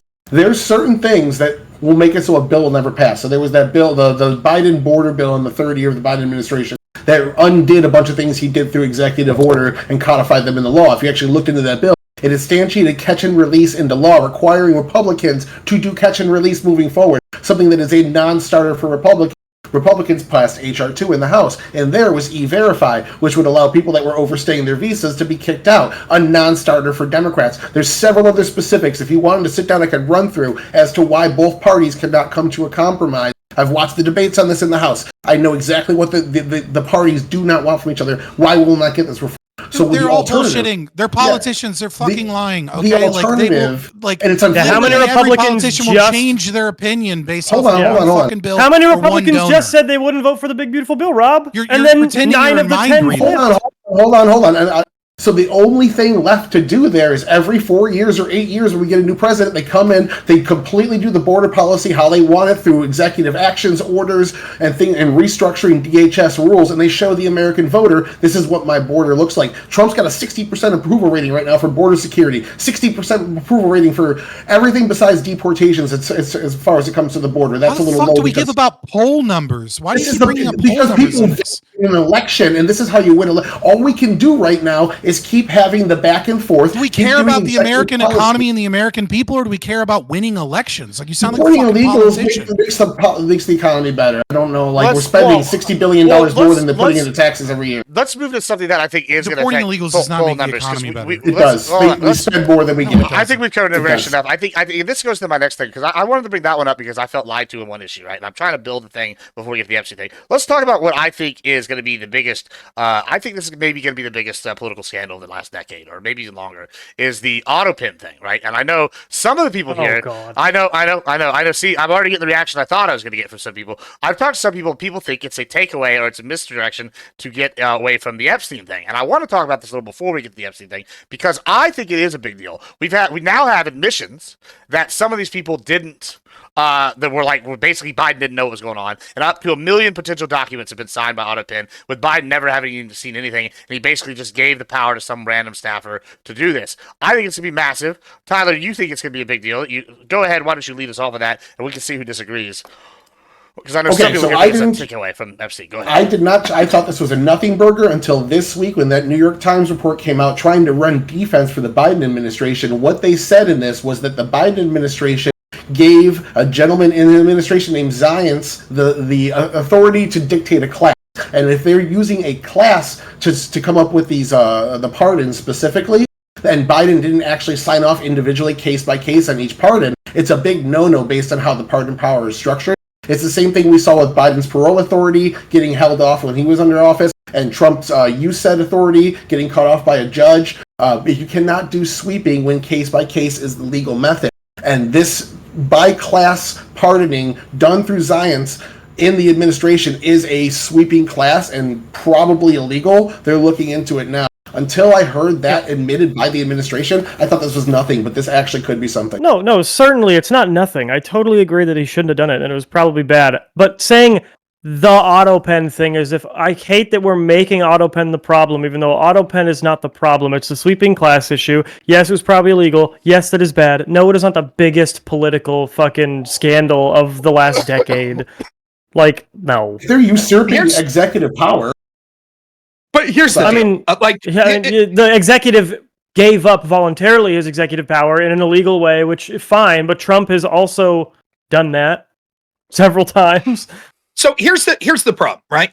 There's not going to be any real world outcome of this other than just politics, right? It will be a political issue, but it just speaks to the greater political issue of what we knew, which was that Biden was basically a human vegetable and people were running his administration from behind the scenes. There is no fucking court that's going to overturn these pardons. It ain't happening. It doesn't matter. Now, what can happen is this could be used as further justification for someone like Rand Paul to be like, here's the crimes of Anthony Fauci, now that the pardon's up in the air. But I assure you, there is no court. And the nail in the coffin for this is going to be this. It seems that because of the plenary power, I don't even know what court you would take this to. What court has the authority? Because Biden's still alive, right? It would be, I guess, somewhat different, though I'm still skeptical it would lead to anything being overturned had Biden passed away. But Biden's just going to be like, yeah, I'm okay with these pardons, right? And then it's going to be so fucking difficult. Like, do you think there's a chance that... Hold on. 1 second. I want to go say to you real quick, and then we'll go to you. I do want to say one thing, Rob, because you and I actually have the opposite take on this and Epstein, right? I see this as very important because I think that there is, like, I'm a policy guy, right? Like, and we'll get into that when we go to the Epstein. I think that this is going to result in policy, whether it's some kind of legislation being passed. I think it's either maybe we're going to get some kind of judiciary decision, some of this. I see this as much more likely to result in a policy passed down the road one way or another, whether I like it or hate it, than the Epstein stuff, right? And so it's surprising to me that you're saying this a little bit, because that's kind of the way I'm coming from this. I think there's going to be real results. Like, maybe we're going to need new lines set in so we can invoke the 28th or whatever, whichever amendment is the brain dead amendment. And I feel like there's all sorts of policy that could come from this, whether it's judiciary or legislative, versus like Epstein. I don't see okay, nobody likes diddling kids.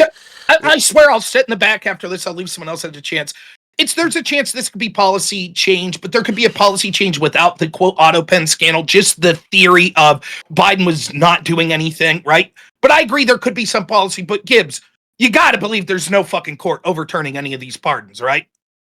It's just not happening. I don't know. I would say you're probably right. I don't know. Yeah, no, enough pardons yet, are but- so but let me- hard. but we're gonna Pardons go are to- really difficult. We're gonna go to Sadie, then we'll go to Fabian, and then we're probably gonna move the and then Grid, and then we'll probably move to Epstein after y'all fight some. I'm sure. Go ahead, Sadie. So according to there's an OLC guideline from 2005, which was like around the first time that auto pen was being used, where they offer the clarification of obviously you can't hand over the authority to another power to sign for you. It has to come from the president. So the same thing would apply here. And it seems like it was. That's the crazy thing. In the article, they quoted Stephanie Feldman, I believe, who's one of Biden's aides, the signing authority. She always made sure that she had documentation when the auto pen was being used. In this specific case, there was a slight of that where emails were exchanged and an aide actually approved it. So what will be interesting to see is she obviously has the documentation, how many of those match up with auto pen usage. Pentuple's the lawyer here. I'm not, but he said how it would be brought up in court is that they would take to court, somebody who has a pardon, like Fauci. And, they'd come back and say, I can't be prosecuted for these crimes. I have this pardon. And then the pardon would be brought into question. So that's how he thinks it would be brought up in court. Maybe the Grid. If it does. So- Not saying that it would, just if it does. I think if you think the auto pen scandal is going to have a significant impact in politics, then you haven't been paying attention to how corrupt and dirty the United States government has been for the last century. Like, I don't disagree with you that it's bad. I don't disagree with you that, we had a mentally deficient president who passed off, authority to other people. Almost certainly, because how could he not? Because he needed to be doped up on a bunch of drugs just to get through a fucking speech from time to time. And even then he'd wander off stage. What I will say is I think this showcases just another example of how Trump is all bark, no bite. He's just a pussy when it comes to politics, because if he had any balls, he would bring up people that had been pardoned in investigations of people who hadn't been pardoned. And when they say, oh, actually, I don't want to say anything, he'd be, well, yeah, well, cool. You have a pardon. So you no longer have the right to saying things that aren't self-incriminating because you've already been pardoned of those things. So you either talk or we hold you in contempt of court. So we can force Hunter Biden to discuss his business dealings with Burisma and Black and Vetch and the Chinese.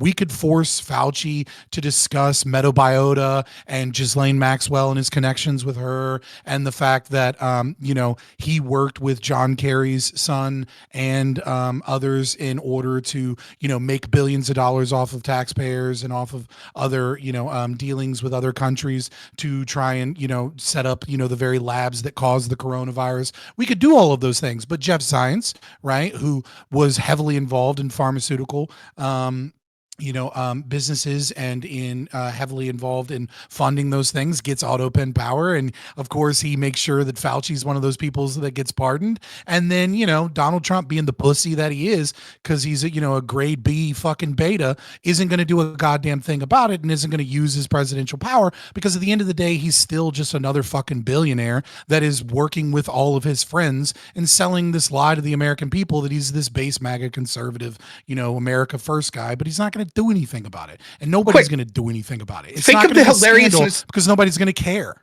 Think of the hilarious of this is. They bring Hunter Biden in to testify. He pleads the fifth.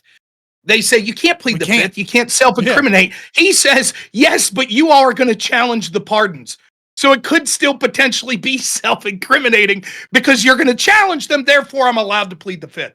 It would be an interesting argument for him to make. I still don't think the pardons will eventually be overturned, but I think it'd be a shrewd, sort of legal argument to make. Aren't you going to challenge that pardon? So therefore, on the slight chance that you get that pardon overturned, you can't force me to self-incriminate.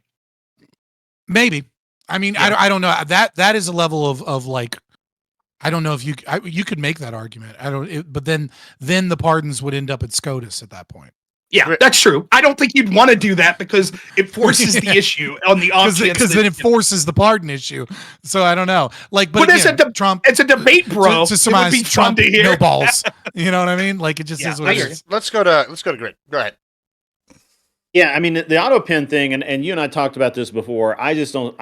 While it's not a complete nothing burger, I just don't see where unless you literally have 3 or 4 people come up and say, yeah, he absolutely had, was out, drugged up, and these people without his knowledge signed these things that he may or may not have been willing to sign. Unless you find 5 or 6 people that are going to say that, and you've got video evidence and some other things, it's a nothing burger. It can't go anywhere. It can't do anything. Because the reality is that the president does authorize people to use the auto pen on his behalf when he's out of the country or wherever the fuck, and so anything that you wanted to challenge under an auto pen would be like, well, the president was indisposed. He was he was at the doctor that day or whatever, and so these things had to be signed. This person has the right to use that. Blah blah blah. So the question actually would become one of, was Biden capable of making decisions in the during some period of time in office, and I think that again that's going to be virtually impossible to prove, and at this point I guess it pains me to say it, but I just don't care.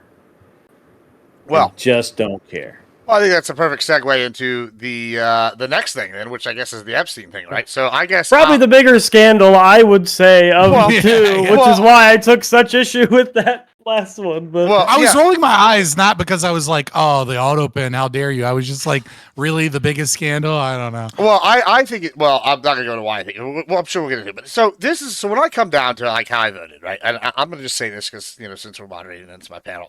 I voted based on policy what I thought was gonna change. Right? I like one, border. That's what I needed.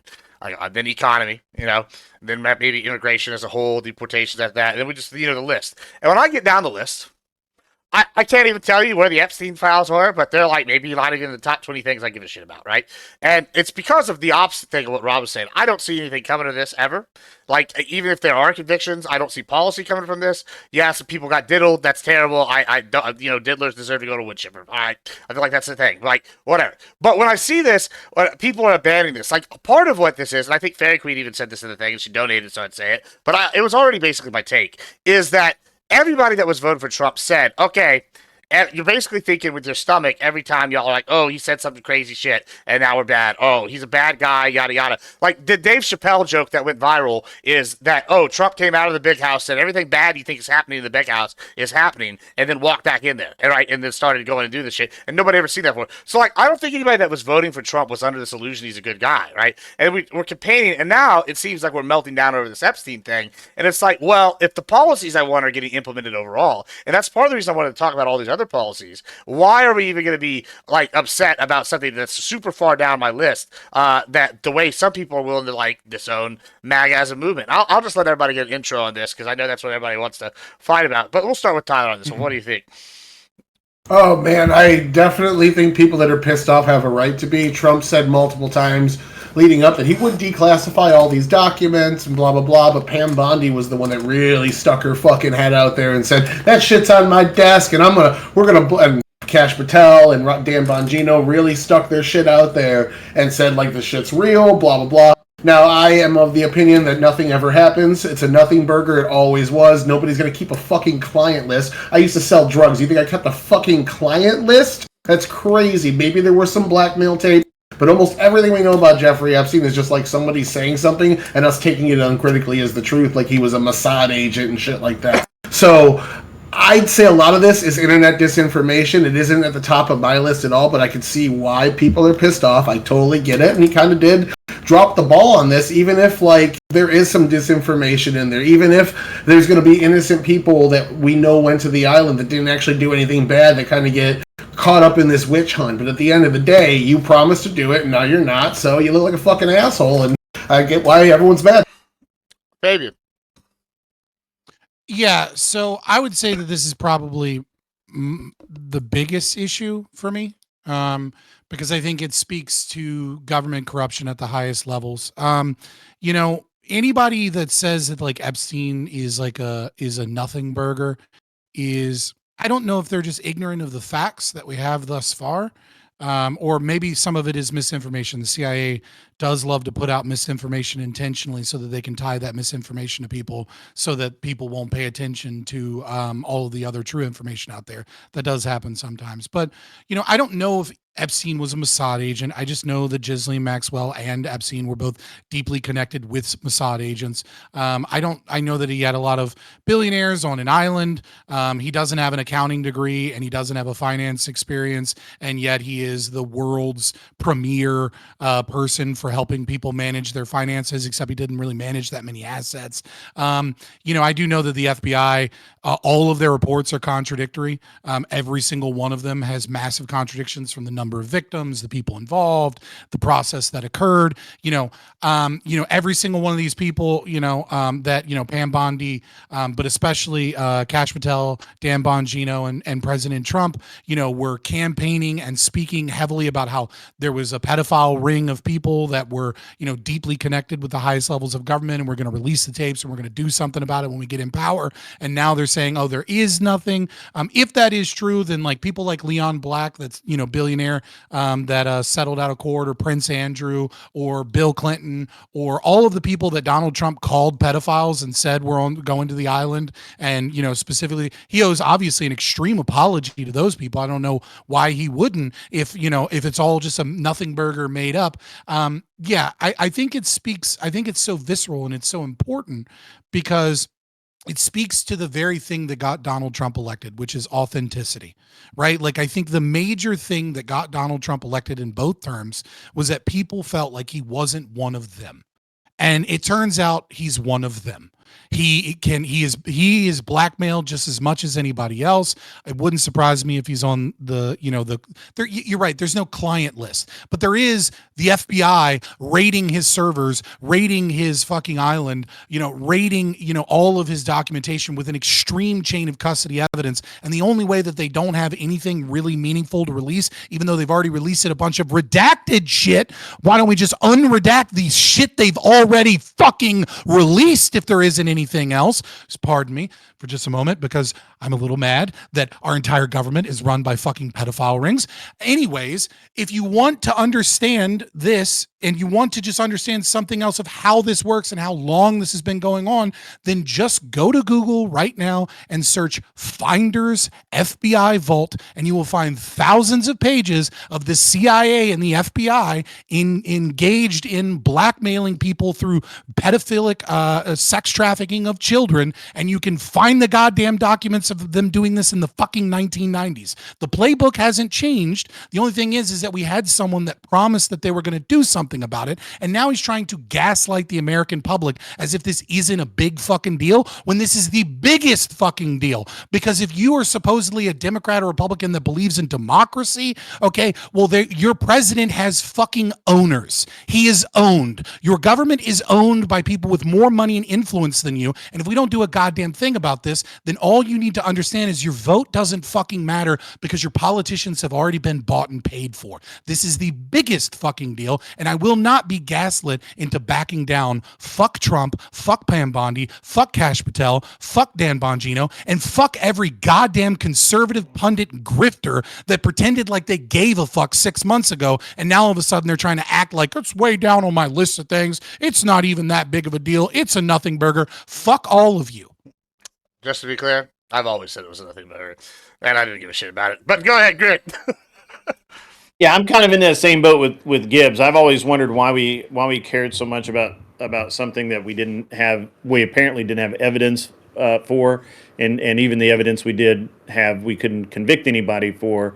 So it was like I was always very curious about it. It's kind of one of those like psyop kind of things, and I try not to buy into those. But one of the interesting things, the most interesting thing to me, I mean, I actually agree with a lot that.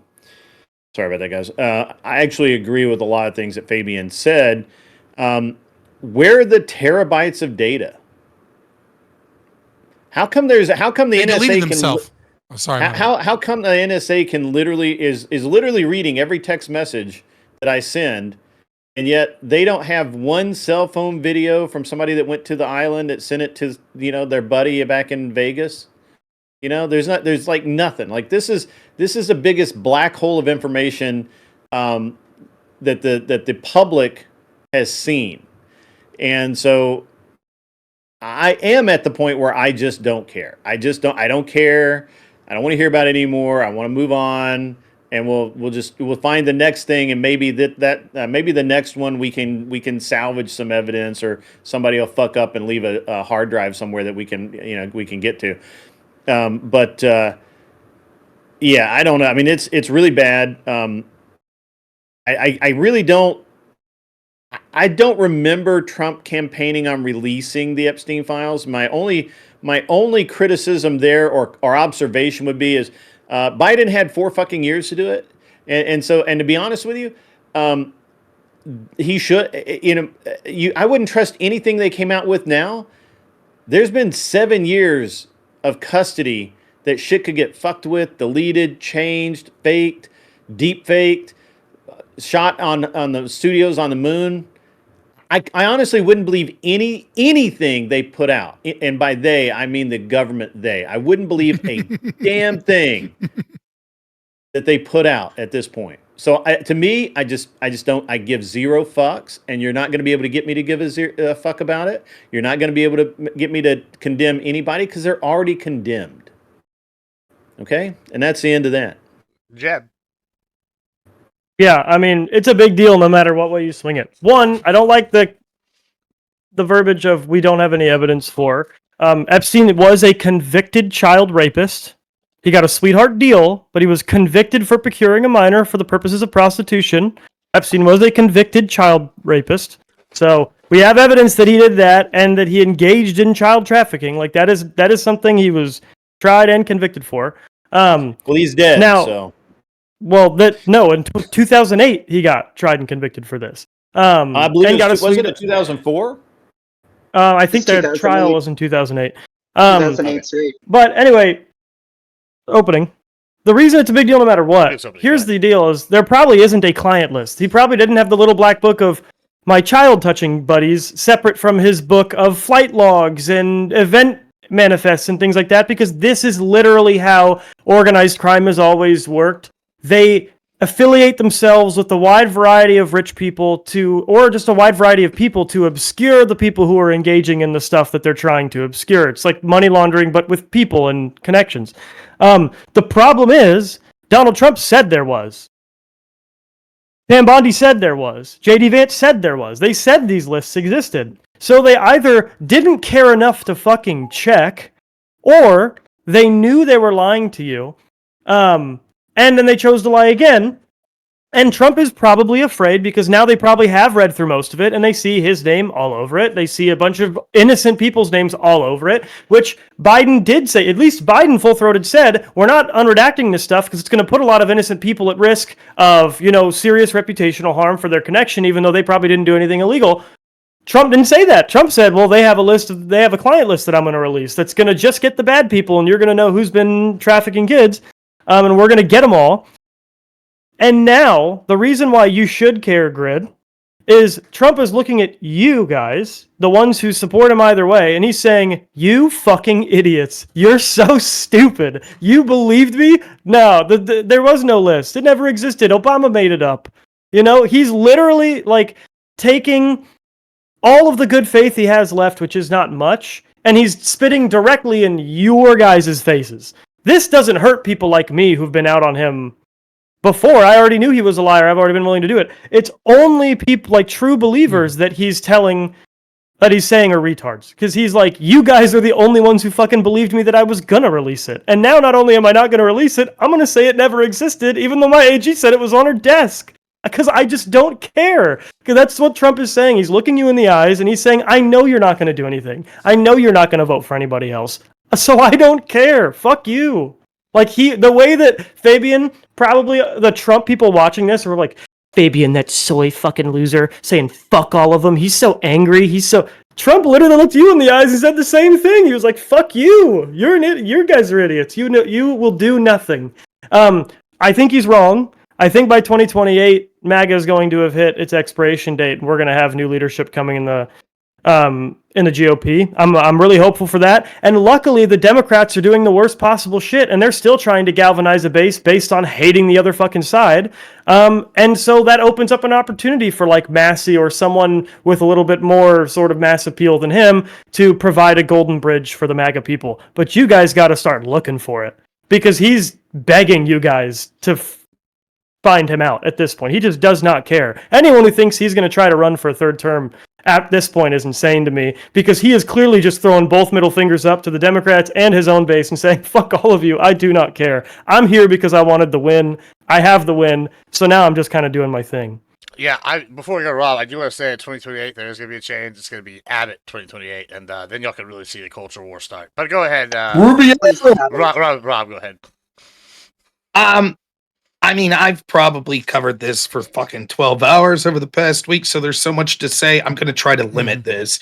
I think that the people so far that have talked have done a good job of showing why there is a there, particularly when it comes to connections to our U.S. intel agencies and powerful people, both in politics and outside of politics in the United States, around the world. But let's skip that for a second. Forget about that portion of it. There's two things that I want to focus on here so I don't take up all the time.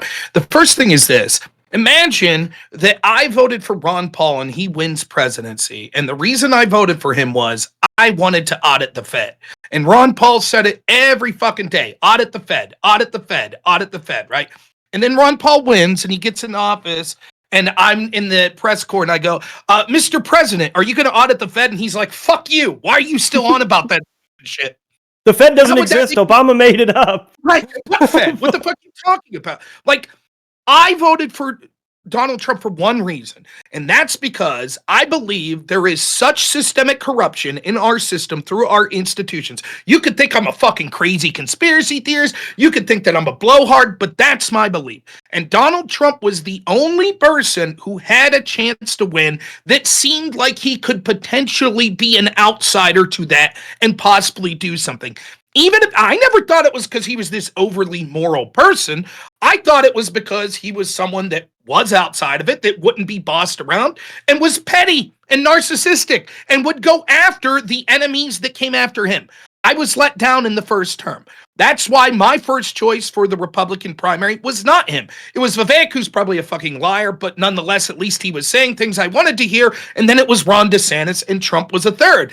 I had people tell me over and over, no, what's different this time about Trump is he has seen the attacks against him. Now he's had 4 years. He knows how deep this corruption goes. So when he gets back in there, you're going to see it's going to be fire and brimstone, and he's going to weed out all of these corrupt people in our institutions.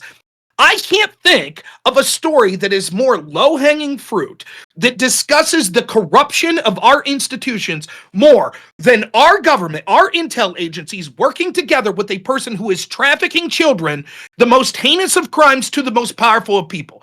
When I talk to my neighbors and I talk about government corruption and I start saying shit like this, well, listen, there was this laptop that Hunter Biden had, and these 47 intel officials signed off on. Here's what happened. His father issued this quid pro quo when Poroshenko was president of Ukraine, and there was this prosecutor named Viktor Shokin. Now, Hunter was working with this company called Burisma, and this dude Zolchevsky was considered to be... They're like, yeah, whatever, dude, I got work tomorrow. What the fuck are you talking about? And I sound like an unhinged lunatic, which I basically am. But when I say, hey, you hear about that Jeff Epstein guy that was molesting children and trafficking to a bunch of powerful people, they're like, oh, fuck yeah, we understand that. That's simple to understand. Was our government connected to that? Now, it could be that it's all bullshit. I disagree. It could be. But then I think Jeb Tan's right. We had Dan Bongino with the fucking podcast at the top of Rumble that was making his fucking living talking about Epstein at least 3 times a week. Now they're going to tell us, trust us, bro. Dan Bongino from 2023 would be saying Dan Bongino from 2025 is a piece of shit that's covering up for these abuses. That's where we're at. And they're going to piss on our leg and tell us, why the fuck are you still concerned about this? Now, I believe Bongino's probably just listening to the boss. Nonetheless, if he has any integrity, fucking resign. That's what you should do, or explain how wrong you were and apologize to people for fucking leading them to this conclusion that ended up not being true, right? It's one or the other. So that's where I'm standing on this. This is the biggest representation. I'm not here to talk about, oh, Donald Trump was this moral guy. I gave it less than a fucking 5% chance that Trump would do anything this term to drain the swamp. But now it's been made official. 6 months in, been made fucking official with a nice big rubber stamp for Trump. And that leads me to criticism too. No matter what you think about this, they could right this ship tomorrow. In fact, as we're speaking, Pam Bondi came out and said she will be tomorrow releasing grand jury shit from the Epstein stuff. Let's say that they do it and it rights the ship and people are like, Donald Trump treated us like fucking bitches. He treated us like bitches. He said, "You still worried about this shit? What? You're panicking. You're weaklings. You're just like Democrats. I don't want your support. You're past supporters. Then fuck you." That's my answer to Donald Trump. You're going to tell people, there are people that went to fucking prison for this guy on January 6th. There are people that fucking have had the shit beat out of them for wearing MAGA hats. There are people that have lost their jobs. There are people that lost their fucking careers on social media. And you're going to fucking look at those people that were your biggest supporters, that stuck with you for everything, and tell them to eat shit, and all of a sudden he's going to be Mr. Lindsey Graham, and your priority. Not only, it would be different if he said, look, there's just no there. I'm sorry. We'll do our best, but I'm sorry, there's no there. That would be one thing, but to say, why the fuck are you still talking about this? And I know why he's doing it, because we see this Wall Street Journal story, if you guys didn't see it. Apparently Trump draws really shitty stick pictures of women naked and signed his name to a Jeffrey Epstein birthday card in 2003. Looks like bullshit to me, but if this is the story, like, this is a fucking joke that this is why Trump attacked his base, because he was worried about this. I think that Jeb Tan's right, that there's going to be Trump's name more through this.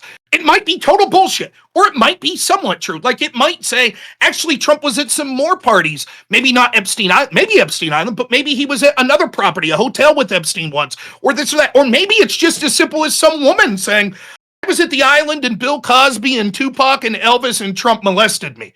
And it's bullshit, but Trump's like, I don't want smeared with this shit again. I don't want to have to deal with it. And that's the problem. Like, no one wants to talk about this, particularly with the Diddy trial that just came up, but not everyone that fucking hung out with these people did that shit. And you have to be reasonable when it comes to grand jury testimony and grand jury investigation and just saying, fuck it, here's the name of everyone that was ever mentioned in this. You have to be so I understand if Trump's like, look, man, I don't want to fucking release shit that has nothing to do with criminality, a bunch of names.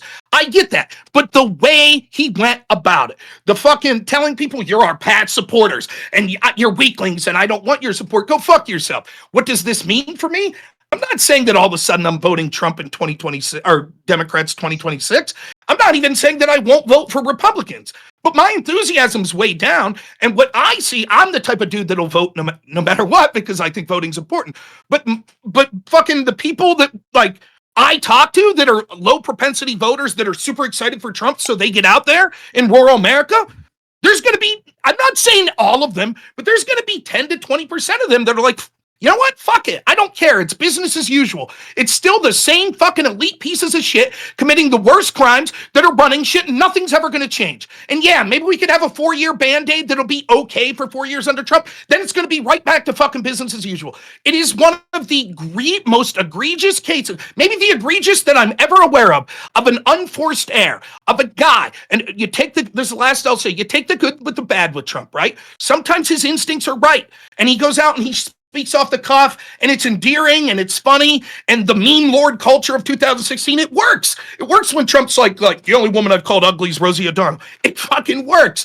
If you're his strategist, you're like, what the fuck are you saying? But it worked out. But this is a huge fucking blunder. And I think he's too egotistical, and the people around him are too afraid to fucking have some big boy pants on and say, what the fuck are you doing? What are you doing? And so it comes across like this, and he has no one to fucking blame but himself if this ends up hurting his legacy and hurts him in 2026. It's fucking embarrassing, and this is the real last thing I'll say.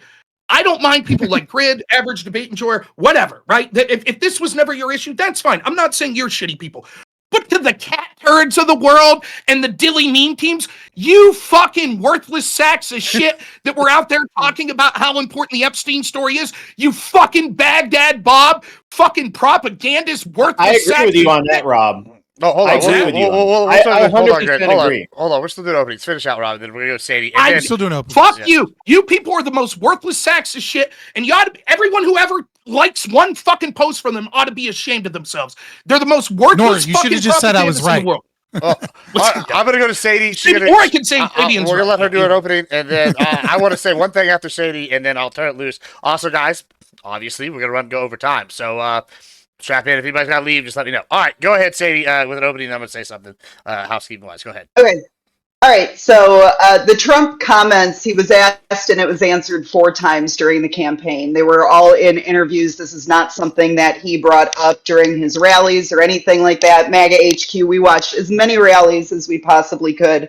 And in every single time, what he said in direction towards the Epstein files was, I think I would. I'd take a look at it. I'm afraid there's stuff in there that's going to compromise innocent people. I think I would.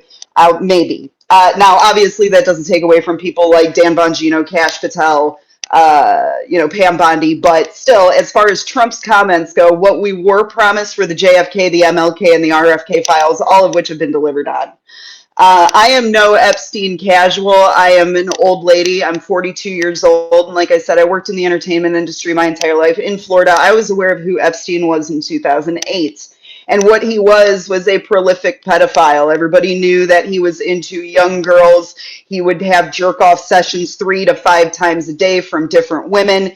And the sickest thing is that he rubbed shoulders with the most influential members of society because he was an FBI intelligence informant to our own government. Our own government knew what was going on, and we looked the other way. In his 2008 sweetheart deal, Acosta's gone on record, and you can go through and look at this, and AI will tell you it's hearsay, but Acosta himself said he was approached by intelligence and was told to stay away from him. So the thought that there was ever some kind of extensive record keeping or anything like that is absolutely ludicrous. Like, who was Jeffrey Epstein as a person? He was an incredibly paranoid person. He was obsessed with astrophysics and eugenics. He would have Nobel Prize winners come to his island and he would talk to them all night long about the subjects that I just listed. So there are a lot of people that went to that island. He was very well connected. He was an eccentric, weird man that had a disposition for young girls, especially out of his Palm Beach home. If you don't know about the makeshift dental chair in Jeffrey Epstein's basement, you don't know enough about Jeffrey Epstein. And I remember how disappointed I was in 2019 when it was case closed, because the only way that you were going to get anything about what happened on that island with Jeff Epstein was with Jeff Epstein still alive. The island was raided under Christopher Wray. Ghislaine Maxwell was put in jail, who was probably the actual queen pin behind the entire operation, far more connected than Jeffrey Epstein ever was. And I'm not surprised that this is the end outcome. Now, I will say that he had lots of friends and associates, and there's nothing saying that there aren't active investigations into the other people that were connected.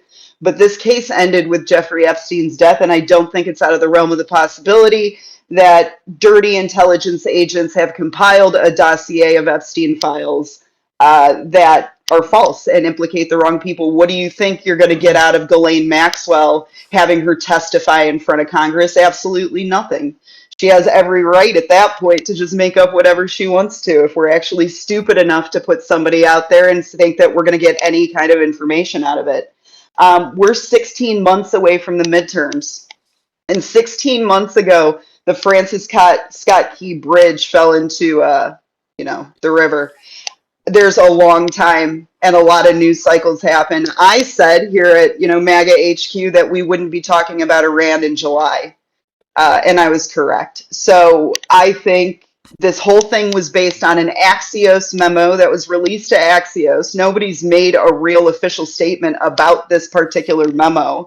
There's only been clarifications on past statements. I do believe that this guy was a fucking sicko and had thousands and thousands and thousands of hours of child porn that was confiscated from his compound. But is there people on tape? Is there that kind of blackmail? No, the way that it was always kind of presented was this was just a guy that was in the right circles and could tell you why Bill Gates was meeting with the Russians about nuclear supercomputers. That was his function, and it was 30 years ago. What purpose do I think this serves today? We have 300,000 undocumented migrants that children migrants that came over the border that were released to God knows who. Like 86,000 of them we could not make contact with. 291,000, I think we didn't have a return order. It's a public health crisis as defined by the Trump administration. That's what I voted for, active child sex trafficking that's happening in this country, and labor trafficking today. The administration is declaring it a public health crisis. We're having congressional hearings about it and finding a lot that it's connected to NGOs and the former health administration under the Biden administration. So yes, I do believe that Jeffrey Epstein was a big deal. And that's why I watched it from 2008 until he died from 2019 and was screaming from the rooftops about this guy. And I'm surprised now to see everybody actually give a shit about this when I was literally called a crazy person for even having these kinds of conversations in the open public. Keep talking like this. Keep getting the Democrats riled up about this, because nobody's going to be able to turn their back when we find out what happened to these kids that went missing near the border. All right. So- Hold on. Let's do a quick housekeeping. Guys, we're going into overtime. If I need to leave, let me know. Hey, people watching, make sure you subscribe, donate, do whatever it is. Give us money. That's why we're here. We need it. Give it to them. Maybe your other streamers won't shill, but I will. Yeah, give everybody money. Whoever you're watching, do it now. So I want to say one thing. Interesting. This is a couple things. I'll turn it loose here. During the Epstein stuff, I guess Tyler's probably going to start talking about it. New polling has come out saying support's gone up for him.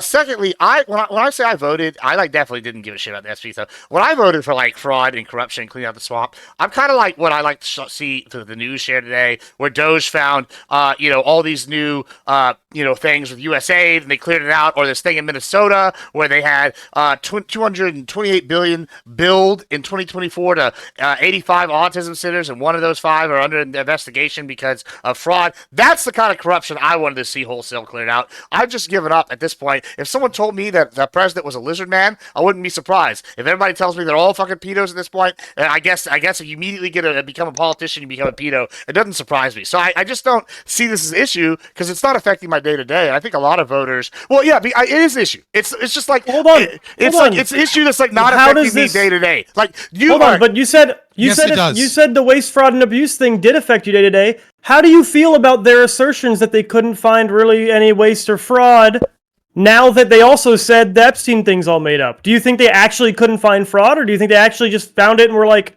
well, that actually does help some of our people, so we're not going to fuck with it? Specifically? No, what I'm saying is, how does his reaction to the Epstein thing, and just blatantly telling people to their faces, actually, it was all made up, how does that change your opinion on what he said after the Doge project, where they're like, well, yeah, we couldn't find that much fraud? Do you think he actually couldn't find that much fraud? They're finding fraud every day. Yeah, the Doge project doesn't end until they July 4th, 2026. They just posted 2 used things today. From 1.2 million in 2017 in fucking Minnesota to 228 billed, and there's 1 in 5 autism clinics in Minnesota. This is Minnesota alone. There's another one today where they found millions in USA. What's the total bill on fraud? I mean, I don't know what the total bill is. I'm sure there's a Doge tracker. Doge can't. Hold on. Doge doesn't investigate fraud. Right? Yeah, but that's what again. It's another thing where they said that's what they were coming to clear out. No. The term is waste, fraud, and abuse. Right? It is. They talk about these collectively. Now, what you do at Doge, right? And I'm not trying to fucking talk about how great anything. Like, I'm not trying to defend. I'm just trying to be honest here. Right? Is you find waste, or you find where money is being put somewhere that is wow, this is a lot of money here, not getting a lot of return. Then it goes over to other departments in order to be able to actually determine if that's fraud, right? So Doge might find fraud, but they don't. What they're finding is just, okay, there's a bunch of money here that looks weird.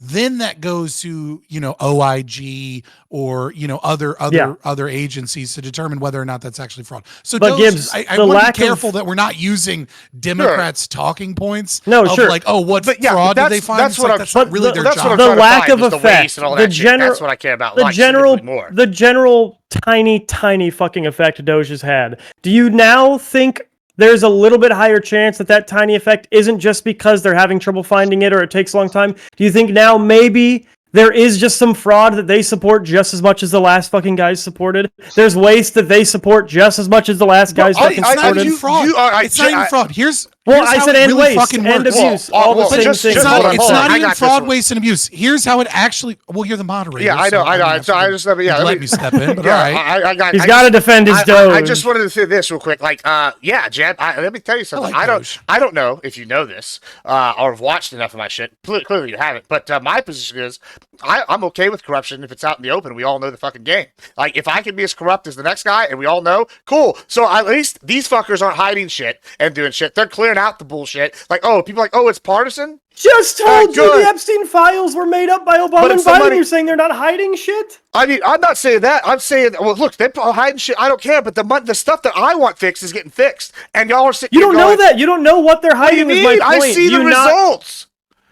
No, what I'm saying is now that he will clearly tell you to your face it's something you know he himself said was definitely there, he'll tell you never existed. Do you now think he might not be revealing to you as much of the abuses he's seen? Sure, because there might be some that he just that he doesn't give a fuck about. Yeah, I'm sure there is, but at least we're getting some reassessment. Just in San Antonio, there was a facility that had over $200 billion spent that had never housed somebody in 6 years. Listen, and that is clearly fraud. If you're paying a doctor I get this is like $200K to sit on his ass and stroke his dick, I'm sorry, that's fraud. I don't want that. That's waste. Yes, okay. This is an argument. It's a tiny little effect, and he's probably lying about how much he found, and he's not acting on everything he could. I get that. If you're saying against a Democrat, I'd vote for him because they wouldn't even try. Sure, I'm granted, but we're all Republicans here, so let's talk about standards going into the future. Okay, most of us are Republicans here.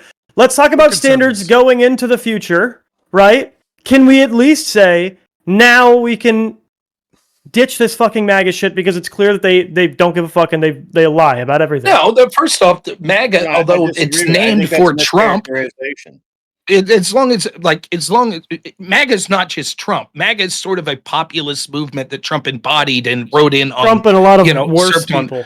So, but I actually have something that I want to say to Sadie, right? Because this sort of seemed like an internal contradiction in your opening statement. You're like, well, it basically died with Epstein and with Ghislaine being prosecuted. But it seemed to me that you said the most grotesque thing of this was the connections to our FBI, etc. How could you? Do you think the FBI was keeping good notes on that for everybody to see for disclosure? It's irrelevant. Then okay. For example, I know this. How are we supposed to know what happened 30 years ago? Give me a chance and I'll educate. They bought our politicians, so we don't know. So give me a chance and I'll educate you. Here's how we could know. We know that the FBI agent that was the lead investigator in 2008, Acosta, said that he was told by the CIA that basically that Epstein was working with them. We know that there was an Office of Personal Relations investigation into Acosta circa 2021, 2022. How about instead of Trump gaslighting us that there's absolutely nothing to see and it's all been planted by Obama, he doesn't unredact that and leave us see exactly what Acosta said. He didn't say he saw anything. He said he was told to leave it alone, so he didn't. It was for trafficking. No. It was for trafficking for Jeffrey Epstein. That's what it was. 36 girls. So what happened is the Trump administration's transition team that interviewed him stated that he said this. When he was asked about it directly, he denied it and said he never said that, nor did he have any knowledge that Epstein was an intelligence asset. Yeah, no. Well, I'm looking at his quote right here. He's saying he never said that. Okay, so why can't we see what regardless, I don't think it matters. I think it was clear that he was a prolific child sex trafficker and he got a sweetheart deal and everybody walked away from it. Hold on. Let's go to Grid.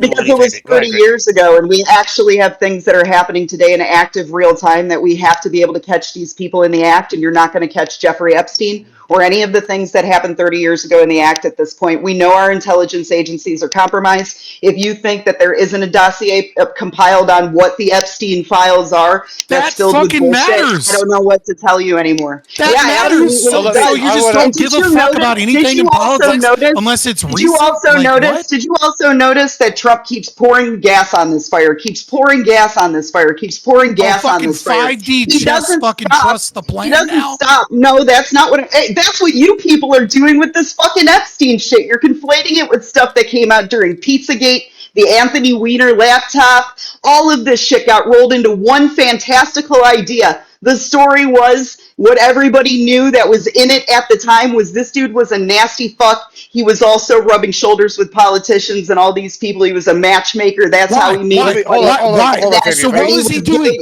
What the fuck was he doing? Okay, if the guy doesn't have good financial advice, if the guy isn't an accountant, if the guy doesn't, okay, so he's an asset. Okay, so we have so you're willing to say, and Ghislaine Maxwell deeply connected with a lot more, as you stated, than Epstein himself actually is. Okay, so we have people trafficking children on an island, bringing in billionaires, bringing in people like Prince Andrew and Leon Black. We know those people because at least they settled out of court, right? So we can know for sure that they were involved. So why does that magic? So you're saying none of this matters? It's like. I'm saying obviously it matters. I spent my entire life watching it. You guys are way behind the ball. The evidence is destroyed. We can't do anything about this. It mattered before, Scott, but it doesn't now because Trump said it doesn't matter anymore. I've been saying the entire time there's no list. Where is your evidence? Hold on. I need to go through this because this feels insane. Where is the evidence that everything is destroyed? Like the evidence we have right now is that we know that 11 months of emails to Acosta were destroyed. Okay, we know that. Okay, you're saying that every single piece of evidence that the FBI collected on that island, every tape, every document, everything was destroyed, or are you saying that it exists? Which is it? I'm saying that between Jeffrey Epstein, who knew this entire thing was coming, and probably what was ever left over, the evidence was destroyed. Yes, if there was any evidence like that. We're gonna go. Hold on. Hold on. No, this has to be fucking taken apart. Here where Jeffrey Epstein knew the feds were coming. No. Edward Snowden proved almost 2 decades ago that the government had the capacity to track people's emails and all of their outgoing and ingoing communications so long as it went through a Google server that was housed in Europe or through the Five Eyes program. Okay, he showcased how whole businesses were being targeted and all of their information was being housed by the NSA in Brazil so that we could do corporate fucking espionage against Brazilian companies on behalf of the CIA. All of this was proved, and he showed documents that they were only increasing their capacity. Not a fucking person went to jail. The only thing that happened was that the guy who lied to Congress works for CNN now. Okay, so in what fucking world is someone an intelligence asset and there's no fucking data available and it's all gone? I'm gonna let what are you talking about? Every day, all the time, in every way. Okay, let me go to Grid. We're gonna go to Grid, then Rob, then Tyler. All right, go ahead, Grid. I know you've been waiting. Go ahead. Yeah, all right. I really appreciate that. This is a pretty. While it's interesting, it's something that I've seen. You know, we've heard over and over and over again for the past few weeks. So I guess, Rob, I agree with you. You know that I think that. I think that Trump is not really handling this very well. I agree with you 100%. I think that he may or may not be involved. I don't know. I don't know that at this point anything would surprise me, right? So I agree with you. I was trying to tell you I agreed with you, and then the things were out there. But I guess my biggest issue with the whole thing, and this and Scott alludes to this. He was really kind of he let his he was obviously very over the top when he said it, but. I have the appropriate amount of rage that we should have for this. Fuck you. Yeah, right. I'm very. I'd still love you, but nah. Yeah, I'm kind of I'm detached from it because I think the issue is so much. The issue to me is yeah, absolutely. The Epstein thing is horrible and it's bad, but dude's dead. And whether Biden said that if this comes out it'll mess up people's lives and stuff. Where was the mass amount of pushback on that? I remember some. I don't remember entire days spent on it. And probably Jeb Tan and Scott, right? Like, yeah, you're right. The left are a bunch of fucking hypocrites. Cool. Yeah. You're not going to hear any disagreement. Right. Yeah, and so that's why. I mean, why expound on that too much? But My real problem is that all of the evidence is would you trust anything? So if the Epstein files are released tomorrow, would you trust it? It depends on what it was, right? And I know that sounds like a cop-out answer, but like, are we looking at like, look, here's really the logs of like what the FBI was looking at the time, their conversations with Epstein? You can say, well, couldn't that have been doctored, etc. I will say to you what I was about to say to Sadie. One of the exciting things that if it wasn't for this debacle that I would have been is that there might actually be a review of Crossfire Hurricane and sort of what Comey cooked up with Brennan. I'll turn it to you and Sadie. Sadie and Grid, you're both telling me that investigation, Trump's just pissing away political capital and time because clearly we'll never be able to trust anything that comes out of any review of any FBI action because if there was wrongdoing by the FBI, they would have deleted it. Rob. Yeah, I mean, that's being completely obtuse about what the situation was. We can trust it as long as it's against the Democrats. But here's the thing. I didn't say that we can't trust anything. I'm saying that this has been bounced around for 7+ years. It has been hidden. It has been wrecked on. I mean, it literally, I wouldn't trust anything they put out about it. And actually, I wasn't really aiming this at Rob so much as like Jeb. Jeb, you had a lot of things to say about this. And it just really seems like that if Dan Bongino tomorrow, Dan Bongino tomorrow says, I went over to Pam Bondi's house last night, and I had my crew there, and we made her go down and pull the files out, and here they are. Would you believe that shit? Would you believe a word that was published? I mean, yeah. Again, if I saw legal documents and they had a chain of custody and it was verified by sources that have been working longer than just in the Trump administration, yeah, I'd trust it. But obviously, there need to be I don't trust it until someone goes to jail. Mitigating factors. I want to find out. I'm actually with Baby there. I don't trust I prefer someone goes to until jail. It goes through court, and even then, we have ways of determining whether something has been altered and things like that. Like we were already able to determine that the footage that they released was altered. As naive as you. So, Rob, I mean, it's not about naivety. I'm not saying that I would 100% believe it carte blanche. I'm saying I would give it a critical look, but I know if I'm not giving a straight yes or no because there are so many different factors that are going to impact whether I trust what I'm seeing. They're lying to me, so it doesn't matter. We're going to go to Rob. Exactly. We're going to Rob. We're going to Rob. Go to Rob. But I got to hop off. All right. Adios, Jeb. It was good, Jeb. Yeah, good talking to all you guys. Do more of these. Go Steelers. Definitely. Yes, sir. All right, go ahead, Rob. Then we'll go to Tyler. Go ahead. Yeah, it just seems to me so black-pilled because I don't know if you two are trying to say this, but this is what it sounds like. This is how it's coming across to me. You know, our system's so damn corrupt that there's no point doing any investigation of the people that are running our system because let me finish and get my point out, please. Right? Like, because if it's of a serious enough nature, like the Epstein thing, and it's been going on long enough, there is a 0% chance that the things wouldn't have been doctored, destroyed, or something. So even if there is a shred of evidence, once it gets released, we won't be able to trust it anyways. So let's just move on and focus on other things. That would destroy the entire concept of Doge, right? Why even look into fraud? You don't think that these people would have cooked the book? That's a straw man of my position, Rob. My position is they've had 7 years to release 17 everything they've had, right? 17. 7.5. Since 2008. Well, I mean, like it starts in. Well, I mean, the first 96. It really starts 2008. Yeah, but I mean, it goes back deeper and longer than that. The investigation, sure, right? But specifically we've with known specific about this victims. We've known about, or this has been in the news constantly.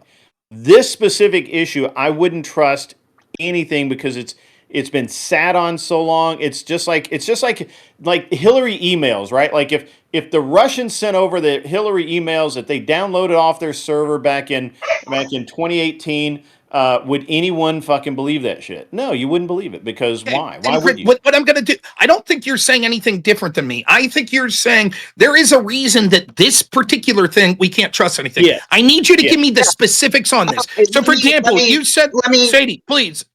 Right? So, for example, you say here, 7 years.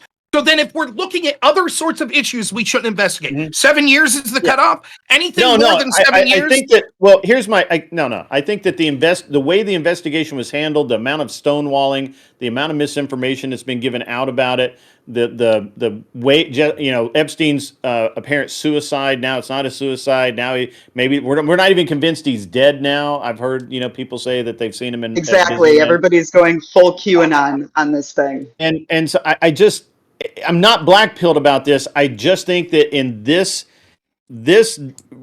specific group or occurrence, there's the information, the chance that the information is tainted is so high. It's been stepped on so many times. The Biden administration don't investigate. You would have suggested I think there's actually that's exactly what I'm hoping for. What I'm hoping for is an investigation that proves that it's been stepped on. That proves that people changed, altered it, that nothing matches up like it's supposed to. So it seems that Trump was saying Trump that is a liar and a piece of shit. You're a fucking idiot. You agree. It's what it said. If Trump's lying, then absolutely. I'm hoping for an investigation. Well, it can't not be lying because he said contradictory things. Right. And Trump said people like you are past supporters who he doesn't want his support from. That's what he said. No, he didn't. No, he didn't. What he said was, hold on a second. Please, Rob, please. What he said is that there's a whole bunch of shit in there that's filled with hoaxes and everything else. Pam Bondi needs to go through it, and whatever she can confirm is legitimate, she should release. That was a statement he gave yesterday. That's been cut up and passed all over the internet. Did he or did he not? Did he or did he not accuse Bill Clinton, Prince Andrew, both of going to the island and allude to the fact that they are pedophiles multiple times? Did he or did he not do that? Absolutely. Yeah, he did. And so apparently, should he apologize? Should he apologize? Should he come out and should he come out? That's not to say come out and apologize. Investigations into Jeffrey Epstein's buddies and the things you guys are actually talking about, which are connected to Pizzagate, the Anthony Weiner laptop, Huma Abedin, all of that shit that actually points to the trafficking of children to elites. Listen. That's why I brought up. That's why I brought up. Talking about. That's why I brought up. That's why I brought up Finders. Listen. I agree with you. Go ahead, Katie. Hold on. Go ahead, God damn it. Okay, so should he or should he not openly apologize to Prince Andrew and openly apologize to Bill Clinton if there's no evidence whatsoever that those people engaged in pedophilic activity on the island? I don't know if he should. I think he should. I mean, I'm asking Sadie a question. Can I get Sadie's answer? I'm saying I don't know if he should, because for what it's worth, anything that they have found could be an open investigation. We're even mentioning that the things that they're finding under investigation compromise what's actually happening. We're talking about why did he lie to the American public? Why is he lying still then? If it's an open investigation, why does he not say? Stop fucking looking at it, is what he's saying. Right, that's a serious fucking problem. When he said that, when he says the document, when Pam Bondi says the documents are on my fucking desk. Maybe now's not the time. No, that's such a bullshit cope. No.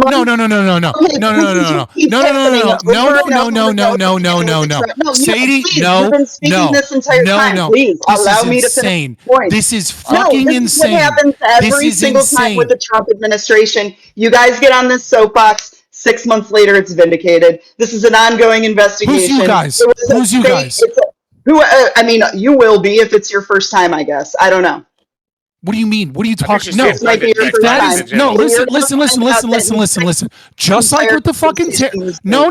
You're trying to fucking filibuster on this. I ask you one question and you give me a whole bunch of shit. You listen to me. Listen. It is if that is the case, then that is what Trump should say.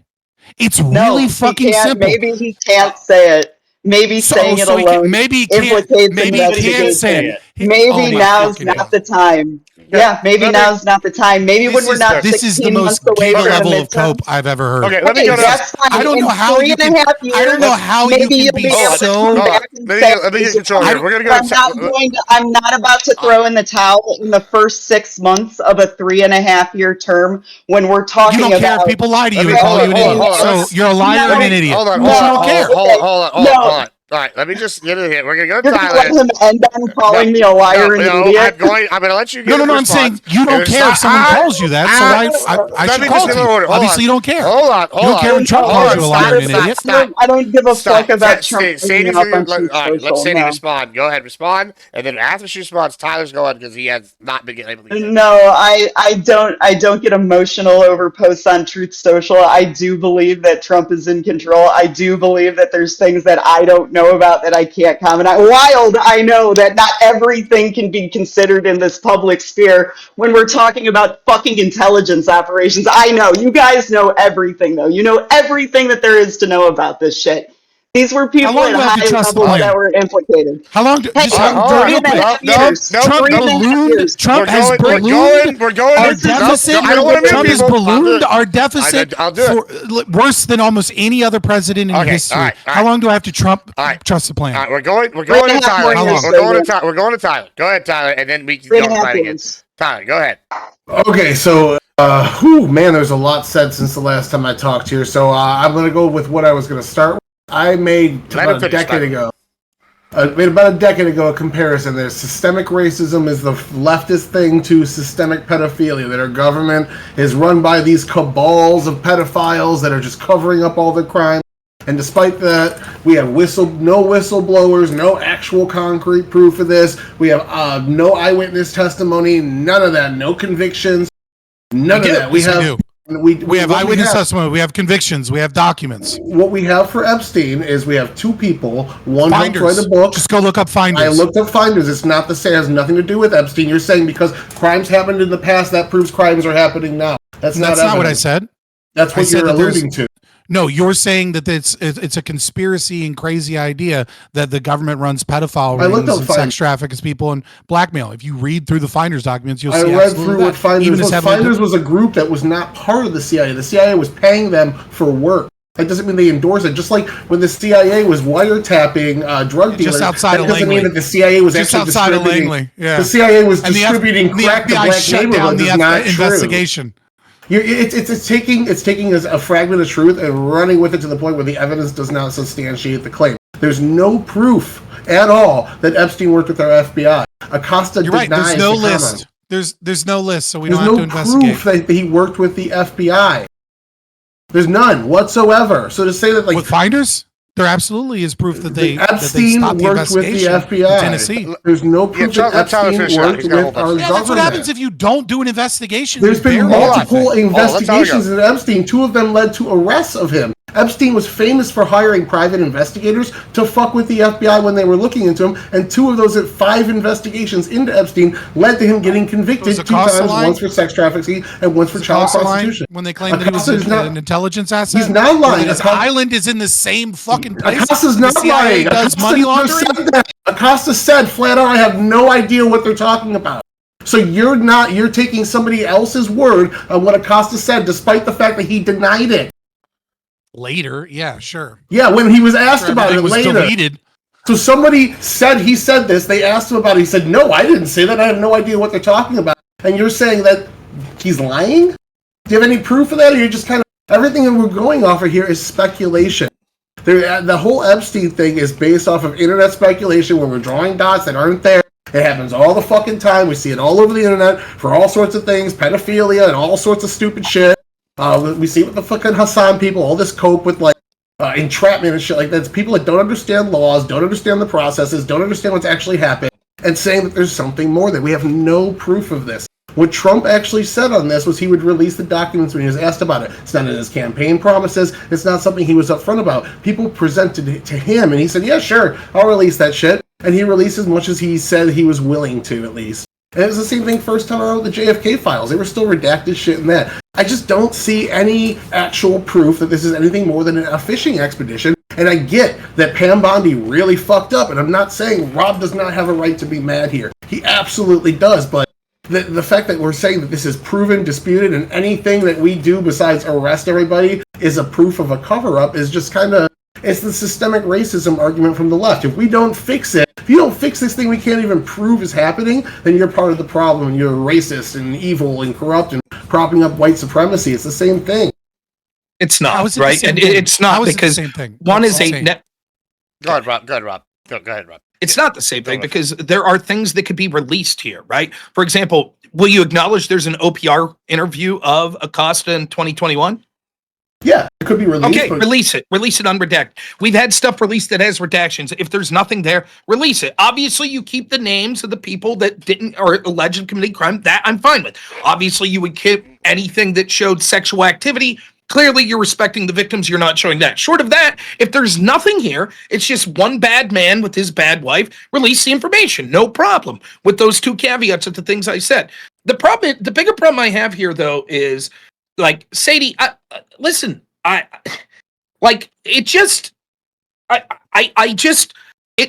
don't know that there's anything Trump could do that you would ever credit. This is QAnon level shit. It's the same. I was talking to people. QAnon level shit. You are a QAnon person? No, I agree that this entire Epstein thing and how it's been spun by whatever part of the right this is now is QAnon level shit. No, yes, it's the exact opposite. It's the exact opposite, right? There were people I was talking to like you in 2020 when I was flipping out about Trump endorsing lockdowns. And I said, this is a huge fucking mistake. It's going to cost the election. Let me finish. Huge fucking mistake. Right. And let me finish. And you know what people were telling me? Trust the plan, Rob. Trust the plan. You don't know what's going on behind the scenes. He's setting the trap. That's what's happening here. Trust us. Trust us. We'll know by the end of his term. Trump's going to win 48 out of 50 states. What you just said to Fabian at the very end there, when he was like, how long do we trust the plan? You said for 3.5 more years. We have 3.5 years to see how this thing pans out. Okay, so we literally don't fucking know what is happening. There was a memo that was released through Axios that no official channel has made any statement about yet. We have Pam Bondi declare the Axios memo, the memo that the investigation was over. You just say this was the memo that just came out that said that there was nothing left in the Jeffrey Epstein investigation. The case was closed. I know what I was memo released through Axios. Okay, so then I know what happened was apparently it was Axios that said something to that effect, that Trump and Bondi were asked about this, and Trump was livid and said, I can't believe people are still interested in this story. Now, let's say your version's true. That in reality, Trump's like, holy fuck, the same people that came after me, like he's saying, the same people that did the Russia dossier, the same people, the laptop from hell, all of this shit, the same people, they also were doctoring evidence to implicate me or other people that maybe support me and to cover up crimes that Jeffrey Epstein committed that maybe involved my opponents. So instead of saying that, if that was the case, this is what Trump would have said. Yeah, we're looking into this. Things aren't as they seem, and we're diligently looking into it. But you're right, it's a big deal. But instead, he came out like 4 times. You said previously, no. He didn't say past supporters. He said that only about the people that I forget exactly how you put it. No, it is undoubtable when you look at everything that he said in like the past week, he's saying any of his supporters that are still looking at the Epstein shit going, holy fuck, there's something going on here. There's some sort of cover up. He's saying, I don't want you to support me anymore. That's what he's saying. And if your argument is, well, the reason he's saying that is because there is, in fact, a cover-up by the FBI and we'll never get the evidence, then that's what Trump should be saying. His team should be out there going, look, we're trying. We're going to bring everyone we fucking can in under oath. We'll throw the fucking book at them if we get them in any little lie. We'll throw their ass in prison to the maximum sentence. We're going to fucking overturn every stone. But we don't know. All we know right now is we aren't seeing this grand conspiracy, but we strongly suspect, just like my supporters, like Grid, like Sadie, we suspect, of course, the FBI shredded the evidence. So we're going to do our fucking damnedest to see if we can prove it. But that's not what they're saying. They're saying the opposite. Exactly well, let me just ask this Rob and Fabian, since y'all seem to be the ones like really like the biggest on that side, right? Okay.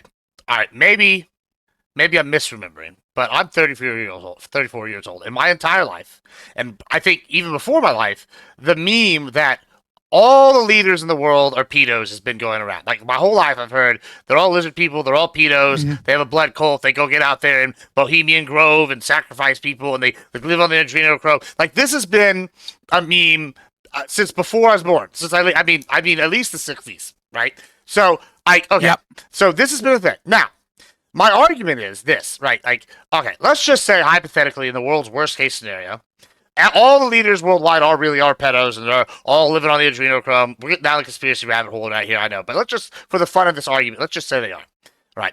And Trump is this billionaire that does come in. And this is kind of what you've said a little bit. And I might straw man you a little bit here, but Rob, but Trump is this outsider. He's a billionaire on his own, or his family's independent enough that he can come in and he can really take these people. Now, I am of the opinion, much like I think Fabian said earlier at different times, like the billionaires, they're all looking out for themselves. I'm probably, they're probably all in cahoots. The billionaires, the government. You probably don't become a billionaire without being in cahoots in the government to some degree.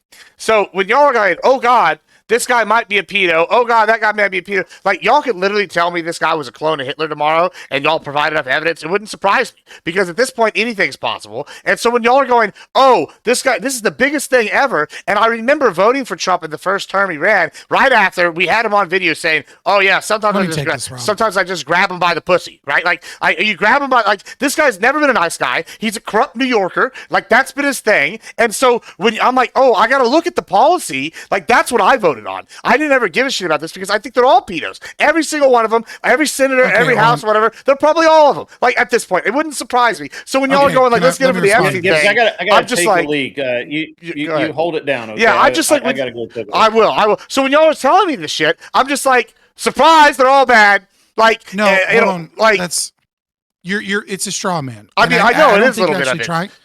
Oh no, I don't actually think you're trying to straw man. I think maybe you're missing the principal. Yeah, maybe hit me then, because I feel like I'm missing something here. Why? Like, when it's been this way for 30, 40 years. Okay, all right. So listen, there are plenty of people that are, that are believe that everything's a pedophile ring or lizard people or whatever other shit, right? And there may be some truth to that to some degree in terms of the pedophile thing, but it's not. Nobody really it's like. There's a lot of kids dying and being raped in the world. Okay. Like, the Taliban, for example, used to sell children all the time, right? Whilst claiming to have the moral religious high ground, they love to sex traffic kids. Okay. There's a lot of sex trafficking, a lot of abuse of children going on. And as much as I hate to say it, it's not so much that we're concerned that Trump or that Klaus Schwab or fucking, some random billionaire somewhere, right, is a pedophile. That's not the actual crux of the concern. The crux of the concern is that intelligence assets, such as Jeffrey Epstein, Ghislaine Maxwell, others involved, what they do is they do a process of blackmail and connect it to connections.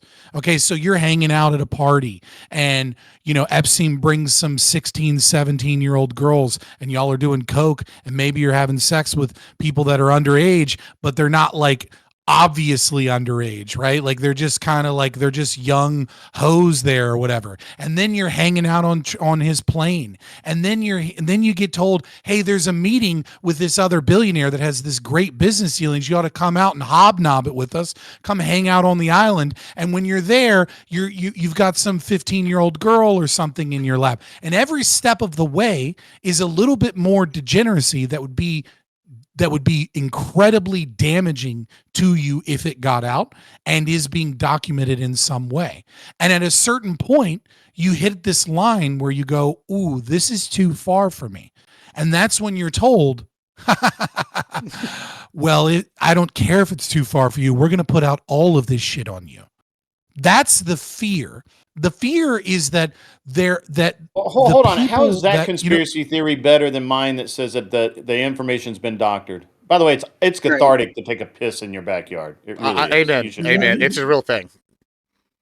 Yeah, I mean, I do find it funny that the term conspiracy theory was invented by the CIA when really all we're talking about is things that are well fucking documented, even with all of all of the redactions and the attempts to cover up. We know that processes like this are, at least to some degree, occur. We know that intelligence from many different programs does engage in this behavior as a means of either gaining connections or gaining information. We know that people have settled out of court for engaging in behavior like this, and we know that it doesn't make any fucking sense for anyone to be on Jeffrey Epstein's island unless they're connecting and hobnobbing with other rich people, and we know that there's all this crazy shit that's going on there, and we know the MO. It's not that crazy. No one told you, not Rob nor not myself, Grid, told you that your conspiracy theory that the evidence would have been doctored to some degree or like was this bad conspiracy theory. What we're saying is trust the plan ain't fucking cutting it. What we're saying is you're either going to fucking try. I wasn't on that. Again, let me defend my position there because I'm not going to freak out with 3.5 years left in the term. And I named another operation that is being endorsed by the federal government. That's the 300,000 undocumented kids. Hold on. Mm-hmm. That's the 300,000 undocumented kids that have come over the border since 2019 to 2023. And the HHS has declared it a public health emergency, and we're actually doing something about it. That is an actual operation that is actually going to do something. This Epstein shit is boogeyman nonsense that's being tossed around to get the Democrats all riled up, because when this shit comes out about what happened to these kids, it's going to be fucking ugly. They're actually doing something about this. So that's proving my point. Hold on, you're proving my point, right? You're proving my point that the general concern is not necessarily about just how much sex trafficking occurs in the world. Obviously, that sucks. Obviously, we should do something to stop that. But we're not talking about Epstein because we're so focused on trafficking by any group, right? Obviously, cartels traffic children. Obviously, HHS under the Biden administration helped ease this by making sure that that instead of doing investigations, they needed to just push the paperwork along. I think it was like 45 days or something. So they would just give them the documentation that they're going to sex trafficking houses, but they didn't care because they needed to get the documents. Obviously, that's bad. We should investigate it. The primary concern in the difference is that you have well-connected billionaires that are that are connected with intelligence assets, and there is a serious cause for concern that people with that much influence and power and money are being trapped in such a degree so that they have to do the bidding of different intelligence agencies, and that we have less control of our government. Let's go to Rob here. I know he's been waiting, and then we'll go to Grid, and then you say to go ahead. All right, Tyler, did you check out Tyler? Was that what you were saying in the chat? Oh, no, okay. You're good. Yeah, I'm just checked out of this convo just because it's not my thing. Go ahead, Rob. So listen to this part, Tyler, because it's directed to you. Fabian saying something like, all these dudes are doing coke and partying. And Tyler, at the most inopportune time, you get a big grin and put your thumbs up as Fabian's literally saying the words, and sleeping with underage children. So just to clarify, you weren't putting thumbs up to that part of it, right? It was just the coke and the partying, right? I heard him. I'm not a stickler like you guys. Okay, there's grass in our field, play ball. Oh my God! There's a Democrat. Can you not? Exactly. No, I don't know, man. Like I make a lot of jokes, but that was sus. Yeah, don't do that. So number two, don't do to that. Grid's point about that's gonna be if you ever become famous like Destiny. That's gonna be like right the moment. People won't stop putting in your fucking chat. I know. So anyways, Grid, to your argument that this was doctored. By the way, I would be eviscerating you if I thought there was even a 1% chance that was serious, so I'm going to let it go. Grid, to your argument about the evidence being doctored. Not you, Grid, Tyler, I was talking about. Yeah, to the evidence being doctored. Okay. I 100% assume that you're right, that every FBI investigation that would show anything to their advantage, that we're not getting the full story. Absolutely. In fact, one of the things I say in my show all the time, it is absolutely absurd that in a world where we all have one of these, that the FBI still does not audio and video record the interviews they have with people. Instead, they use a 302. That's ubiquitous to every FBI investigation. I start under the assumption that I'm getting the picture that they want. The criticism that I have isn't you saying, oh, well, I assume that I can't trust things. Yes, that may be true.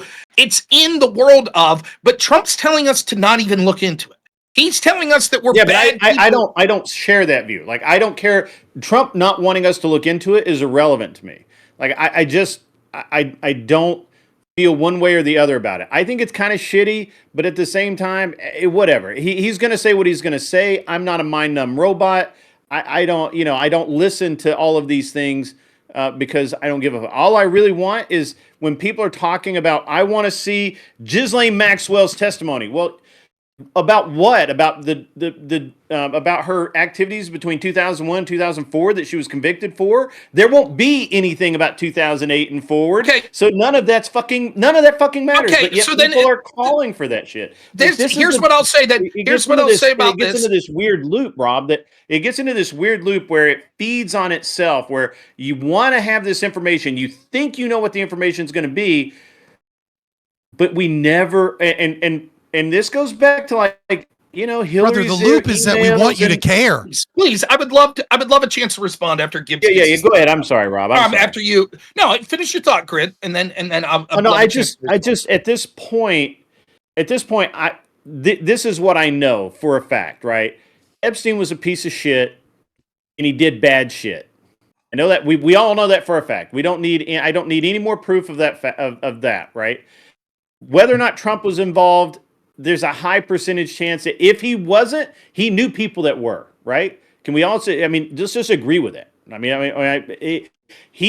You're right. They travel in packs. And if he didn't, and matter of fact, he kicked Epstein out of Mar-a-Lago, right? Because, for hitting on a young girl, as I recall. And so, yeah, I'm sure Trump knew something. Does that color my opinion of him? Yeah, absolutely. I think I don't want Trump for a neighbor. I've never said that Trump's a great human being that I want as my neighbor. But up until recently, I've been pretty okay with the job he's done. Right? I've never agreed 100% with the politician, and I never will. I just won't. Brother, this isn't. I'm just gonna say this. How much money we should spend on roads? Let Rob respond. I did want to address Gibbs here too, Grid. I don't know. I could talk to you for hours about this. I'll just say I'm sorry. Yeah, I know. We can. You're welcome to talk to me for hours about it, buddy. But yeah, it sounds to me like you and Sadie have such rose fucking colored glasses on that Donald Trump could come and lock you up and handcuff you, and you'd be like, "Yes, this is the plan." Oh, it's absolutely. Please let me finish. I sat here patiently and let you sort of talk about it. So let me get my thoughts out. Right. I think that you are subjectively saying that somehow this case is universally unique, but you haven't given me the terms as to why it would be unique. There seemed to be some vague reference to because it's something that's important, and some vague reference to 7 years or longer. Well, then that would mean that we would have no reason to look into the Russiagate thing. It would mean we have no reason to release documents about Iran-Contra or about surveillance that Edward Snowden was talking about, or about the Patriot Act abuses, etc., etc., etc., etc. If we say, hell, it's my belief, which you seem to agree, that the FBI is going to doctor pretty much everything they do, then there would be no reason to ever look into anything, but you're only ever going to make this sort of defense when it's someone that you happen to support. I'm trying to look at it through the phrase of I didn't say that. And those are you're just saying shit. I never said that either. You guys throw a are lot of allegations around, no, you're not. No, I was 100% against Operation Warp Speed. I was talking about it last night. James O'Keefe just had an expose with J&J that said they didn't do safety testing. Stop the stream. That's Trump's fault if true. I mean, you don't know anything. Sadie, yes or no? Should we do an investigation into Crossfire Hurricane? Yes. Why? Absolutely. They deleted everything. Everything's been deleted. Why do it? Move on. It probably has something to do with it. Well, Kash Patel was directly involved in the entire thing and probably preserved the evidence. If Trump comes out tomorrow and says, "I no longer the want whole thing was Kash Patel." If Trump comes out tomorrow and says, "Sadie, I no longer want your support if you want this looked into," will you say yes, sir? I'm going to continue on with my life and not give a fuck about what Trump thinks or says about every single little thing that comes out on the internet. Why are you on this panel? For you, because, get on with your life and don't be on here talking about shit. No, I'm just here covering for Pentuple until the end of July. Check us out, Sadie Takeover, only on Pentuple TV. Yeah, Thank you very much. But yeah, no, I don't. This is actually my first panel ever, so thank you. Maybe I won't. All right. Maybe I'll I'll just say this. Maybe I'll take the opinion. you guys can say all you want. No. Trust me, bro. We want these other things. You're going to do what Daddy Trump tells you. If he says, if you start under the assumption that looking that's into a really No, this is a subject for terminally online Republican influencers. That's what this is. This is a subject for terminally online Republican let me know in influencers. 20 minutes when you two get done coping, and then I'll get my Trump's final thoughts. ratings amongst Republicans have gone up the last couple of days amongst all of this. I feel like we get pretty close to wrapping up here. I do. Well, I would like it. There's 2 quick points. I'll just say this. When I say about Daddy Trump, it's because you're going to say that any possible investigation ever that Trump says don't do the investigation, that's fine because the FBI could have doctored. So, Rob, that's it. That's all I'm saying. To Gibbs' point specifically earlier about this hypothetical where everyone has adrenochrome, Rob, I'm not disagreeing with Fabian said, but this is a hold on. You say that I wasn't being specific, but I was being specific, Rob. I said specifically about this. This specific case has been through at least 2 administrations. Right. One administration which said that we can't release it because it'll hurt people. And yet... okay, let's... Go ahead, Rob. So here's what we're doing. Let Gibbs, please, because Grid keeps bringing this up. So when we say there are certain things, there are actions we should take about certain things. You agree with this? If we just say there are no 2 apples that are the same, therefore we can't have any qualitative responses on a group category of thing because no things are completely the same. You agree that's a bullshit explanation, right? I'm not trying to trick you here. You would say that's a bullshit. I agree with that. Yeah. So then what we need to do is say, okay, here are the categories that we say in this specific incident. When things like this occur, here are the things that we are saying that if these things occur, then we should no longer look into the incident. Now, you keep saying this specific one, just this specific one, Epstein, and I'm saying, okay, then give me the categorization. So number one. Look, we're talking about one instance. I'm not talking about Trump's global investigations. I think that he should be investigating a lot of different things. I think he should be investigating where the money went in Ukraine. This is non sequitur. We're talking about one specific thing. That's non sequitur. If you would let me get it out. So then, what is it? Give me the factors about this one incident. So far, I've heard these types of things. It was through 2 administrations. Rob. It was 7 years. Is that it? So just to say, if another thing comes up, multiple administrations. Okay, multiple administrations. Right? That's number one. We've had. There's a high chance that in the last 7 years that the evidence they collected, we don't know how many years ago, have been altered. We can't. Why would we trust that? So this is what I'm hearing so far. Number one, it's been through multiple administrations. That's number one, correct? Yes. Yes. Okay. Secondly, we can't trust what they may have deleted because it's been through multiple administrations. That's number 2. Yes, multiple administrations. We've had 2 different FBI directors, or 3 maybe. I don't know. I'm not actually. That all seems to be the same type of criticism. Multiple administrations, multiple FBI directors. Sure. Okay, that's it. It's already been used as propaganda. Let me finish. Let me finish. Well, you want to? Let me give you a third. This is Grid. I'm talking to Grid about this. Please let Rob respond to me because. So I just want to be clear. Is that it? Have we exhausted the list of the necessary conditions of when we should not look into something? That if it's something that's gone through multiple administrations... I'm not saying we shouldn't look into it. I literally said there should be an investigation. I literally said that. Hold on. You might have to... You might cut that. When you cut down your stream, cut that. What's that? What?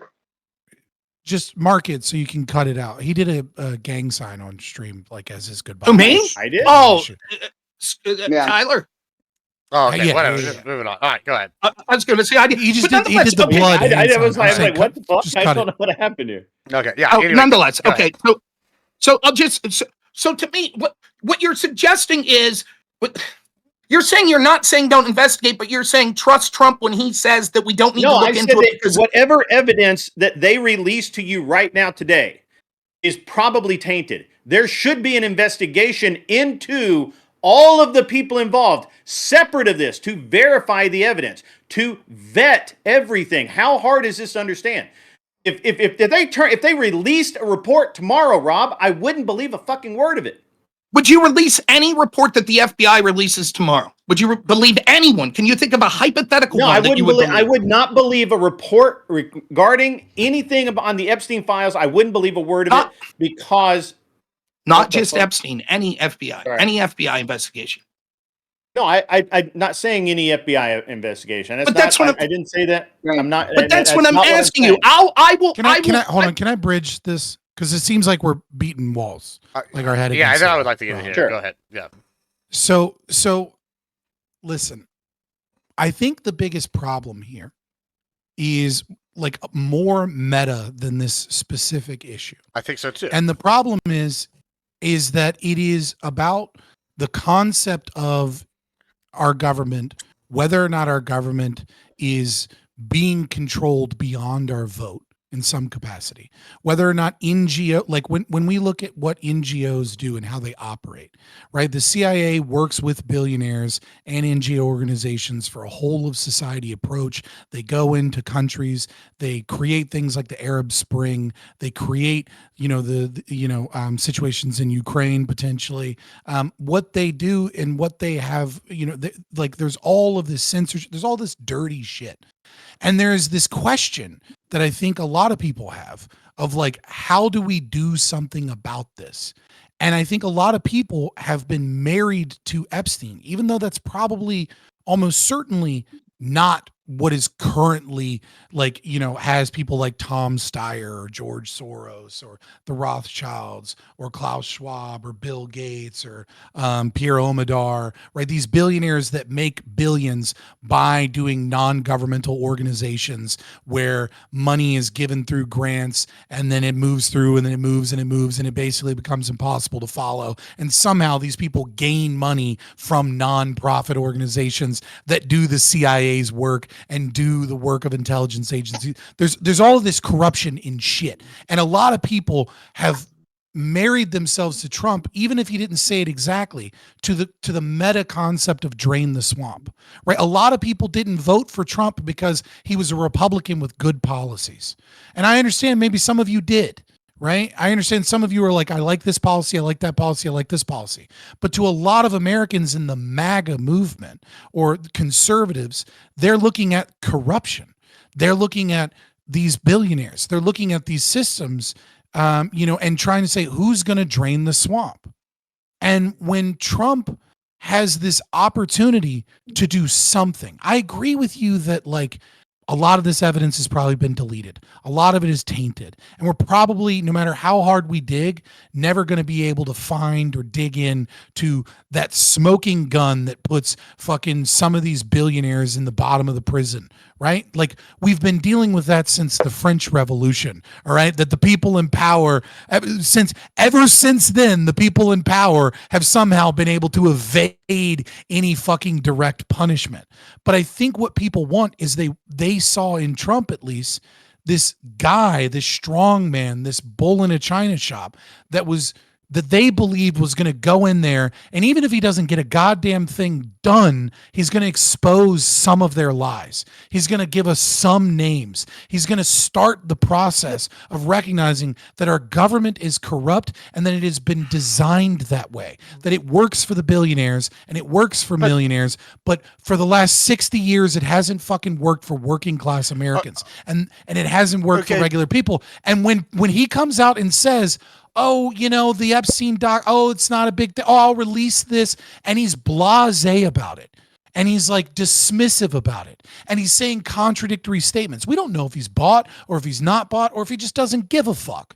But at the end of the day, I think there are a lot of people that have righteous indignation for us finally feeling, at least in some degree, that somebody was going to start this ball rolling to try and expose these corrupt fucks, and all we're met with is roadblocks and bullshit. And so I get that maybe that's not important in your list of his policies because maybe that's not specifically why you voted for him. Maybe you're already blackpilled to that concept, but we ought to fucking recognize why so many people are hurt in that domain and why Epstein is an example of betrayal, absolute betrayal. And this trust that he'll do something behind the scenes, it's like, then just tell us something. Give us the faintest fucking sliver of hope that says, look, There's a lot going on. There's a lot of dirty shit. There's a lot of bullshit going on from the Democrats. This is going to fucking take time. I got two dogs in this fight, Kash Patel and Dan Bongino, and they're truffle pigs and they're looking for truffles. At least bullshit me in a way that I can be hopeful. But instead of being bullshit like in gaslit, like this isn't a fucking big deal. And it is. But Fabian, okay, I think the problem here is there's like maybe two distinct groups that are like dismissive of this, right? Like right now, right? You have the like what I'll call the MAGA diehards, right? And like there's a couple people here I'd probably fit more in that category than myself. I don't feel like I'm very MAGA, right? Like even though I agree with him on some things, I know I've been called it. But when I sit here and look at this, right? Maybe I am black pilled, right? And if Rob was kind of maybe going to address that in a second, but I like when I'm looking at this, I'm going, okay. I am too. Right. But we're looking at this. What did you just say? You said, okay, we want them to start showing corruption. And to me, what I am seeing is one, I'm an issue of space voter, right? The border, it's secured.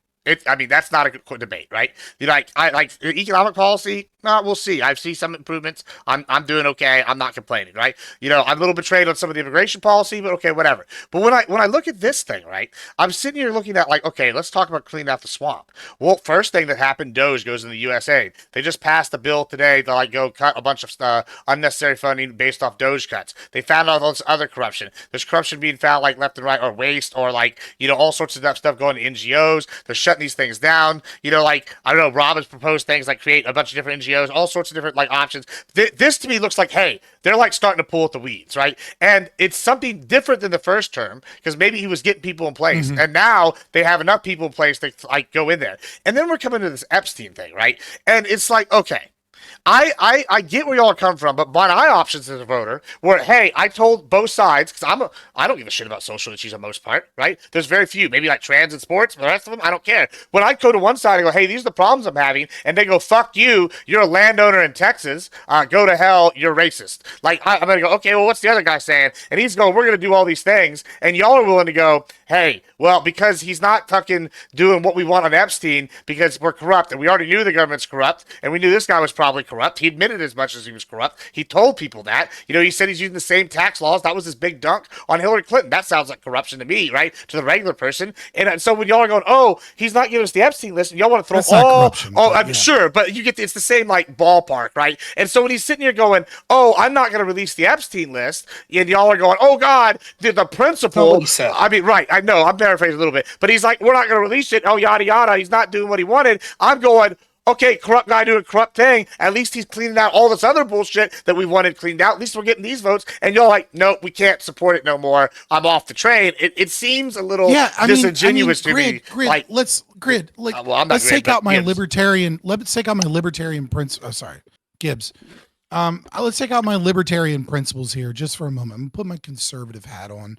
Right. I'm a constitutional conservative that's concerned about, some economic libertarian issues in this moment. And so let's also put aside all the social issues and whether or not he's a degenerate or corrupt. Right. At the end of the day, we are the Titanic heading for a fucking iceberg. And like this 2 steps forward, 1 step back shit is very meaningless if he's not going at it 100%. If he's not doing everything he can to steer the ship away from the iceberg, it doesn't matter if we hit the iceberg on the side of the boat. Like we are 34 to 37, depending on how you look at entitlement spending and certain things, $1 trillion in debt, and he's raising the fucking debt ceiling. Okay, like we're supposed to be, we are nickeling, diming, finding presumed corruption or waste in this budget, and we're not tackling any of the major issues that are actually causing our country to go into severe debt. He's got pennies in the bucket about illegal immigrants and Social Security and Medicare fraud. We'll see how much money that costs or doesn't cost. He's increasing taxes. Obviously, like he's massively increasing taxes more than any other president in the last 50 years. But yay, we got a little bit of cuts here and there. And it's like the president is in our country, right? We fought a revolution in this country against the concept of kings.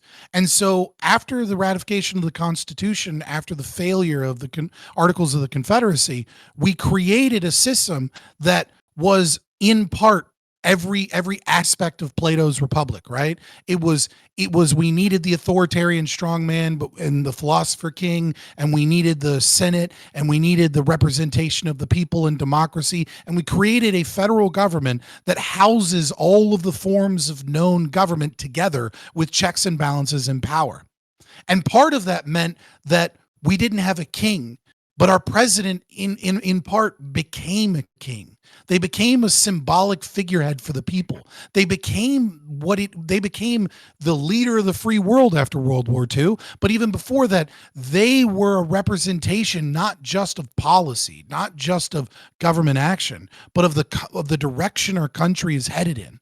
And so when Trump bullshits us, when Trump has some good policies you like that are nickel and dimes that barely even register a degree, turning the ship away from this fucking iceberg of debt and problems, and the fact that the average age of a home buyer has gone up 15 years because the boomers that were buying homes when they were kids are still the same people buying homes now, and like wealth is a problem, and there's so many problems in our country.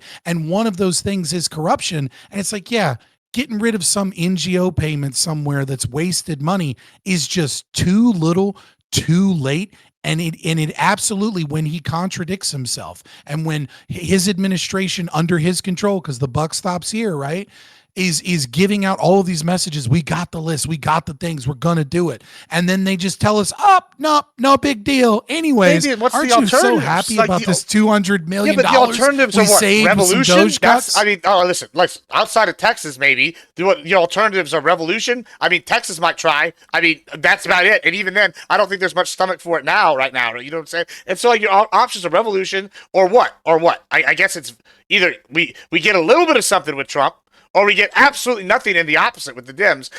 And y'all are acting like, it's all over. What do we do? Do you want to I don't know. Are you not bought in? So here's the thing. That's a false dichotomy. It's not you didn't deal with a single argument that I made. I mean, but maybe, because the problem is, and this is the problem I have with it. I don't disagree with a lot of your argumentation, from a moral, and a historical standpoint. That's not the issue. The issue is I'm living in the here and the now, and the options I see are threefold. It's vote Democrat, vote Republican. I'm living in the here now. All right, or I guess vote third party, which is not an option. I think revolution is a more likely option to vote third party successfully. So, if those are our three options, I mean, obviously it's vote Republican, and I guess at the midterms we can vote non-MAGA people in to send a message. I don't know, but it doesn't seem like you're offering an alternative, or even Rob here. I mean, I don't know. Maybe Rob can expound on his position. I don't see an alternative to the average not pro-MAGA guy, but the average heavy Republican guy. That's a complete misdirection from me saying how is it a people are betrayed and they want to because I didn't in nowhere in my putting on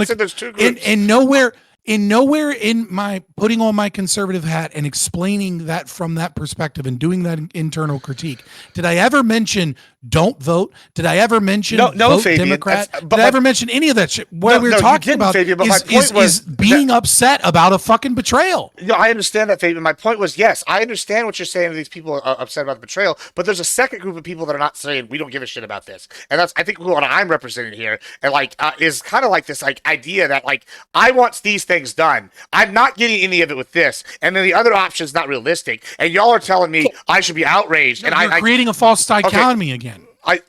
Okay. I'm just telling you from my perspective. There are plenty of choices that you can have, and one of those choices is to sit here and go, hey, fucking what the fuck?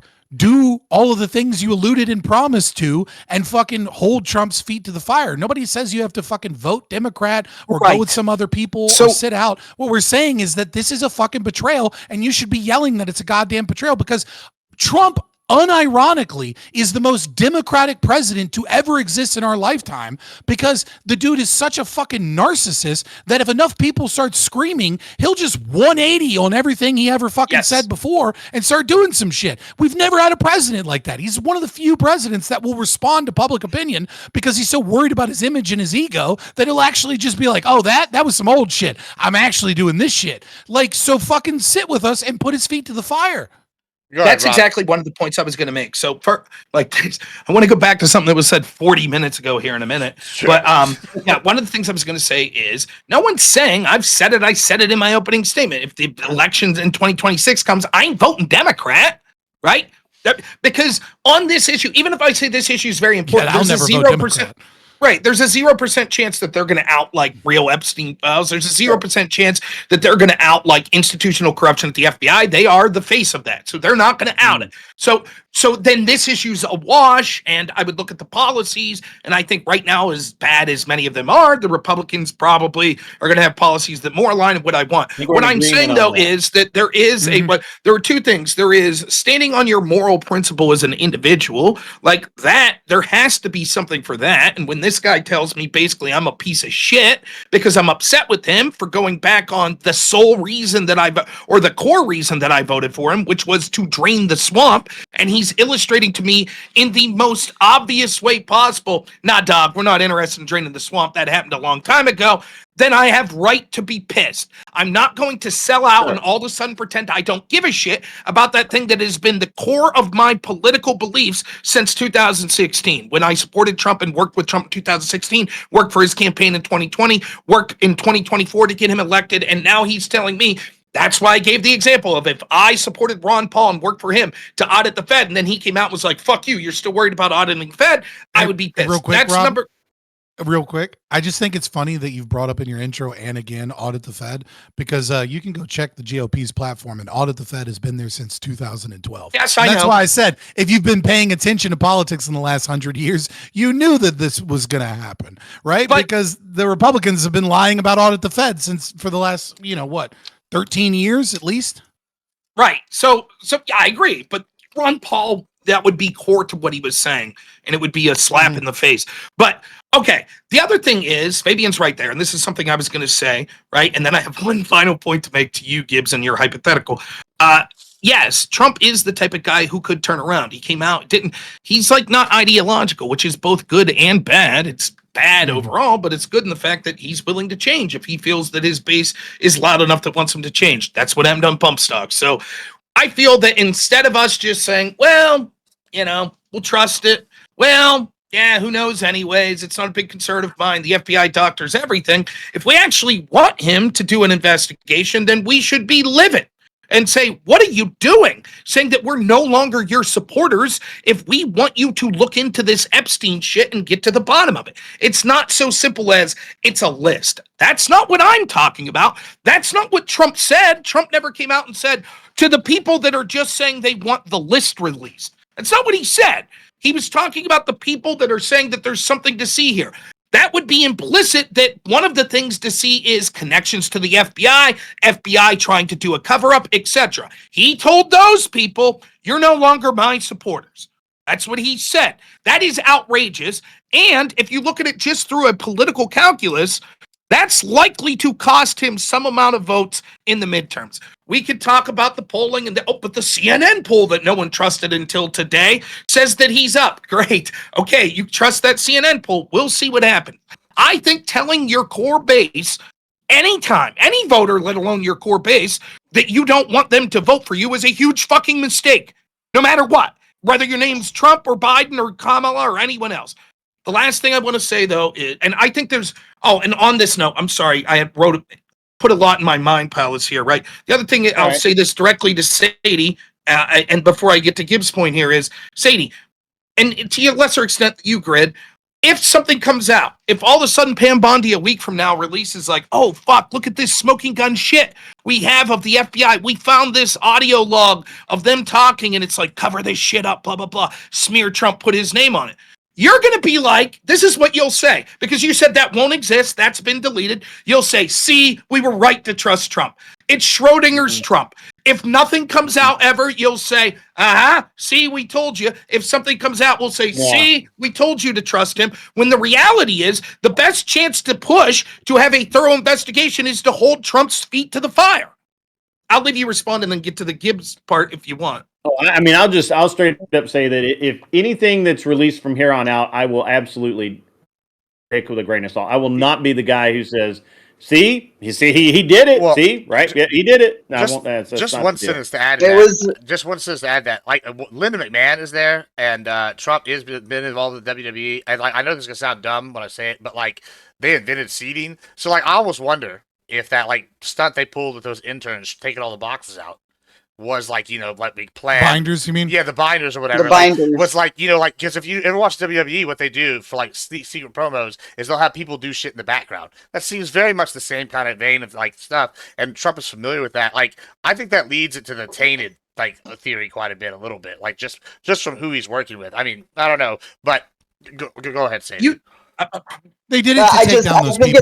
I think it's funny that everybody wants corruption to be caught and uncovered, but the idea that there's traps being set is trust the plan fucking conspiracy theory nonsense. Like I said from the beginning, this was an Axios memo that was released. No one's made a direct statement about it. They've only made clarifications. I've said the entire time there's probably no list. I've said the entire time when the binders came out, see, I'm telling you guys, there's probably no fucking list. So again, this had nothing to do with Trump or what Kash Patel said or what Pam Bondi said the entire time to me.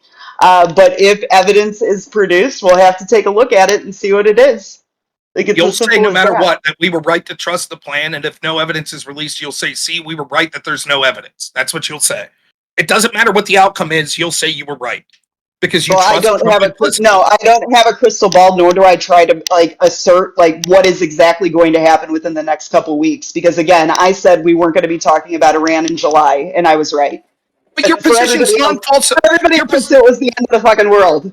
But your position's non-falsifiable. You'll have the position whatever the outcome, you were correct. Well, again, I've been following this since 2008. This is the exact case that was used to falsify a court case against Trump that he raped a 13-year-old girl that was introduced by Jeffrey Epstein. This has already been used as COINTELPRO for a long time, has been my point the entire time. And what Grid keeps trying to tell you, and what I am telling you, I'm talking about the Epstein case. That has nothing to do with his claim. Again, that has nothing to do with his claim. I'm talking about the Epstein case specifically when I'm talking about this corruption, how it's already been used as propaganda.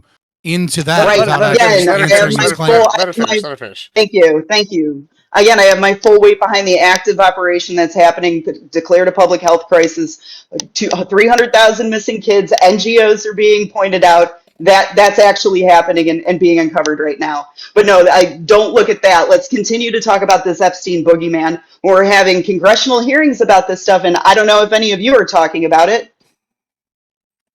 I just want to be clear then. So you will be heavily, if let's say tomorrow Pam Bondi goes to the court and says, like she's saying on X, that's going to happen. And let's say that all of a sudden Trump comes out with a press conference next week. It's like, holy shit, we think we found stuff, blah, blah, blah. Your position will be, Trump, why the fuck are you talking about this stuff? There's so many more important things. What about the border? My point, again, like it's going to be just like what's revealed with the JFK and MLK files. There's nothing in there that's going to surprise me. This is already a moot point. I believe I already know who was involved in my head. Like, I don't know what else to tell you.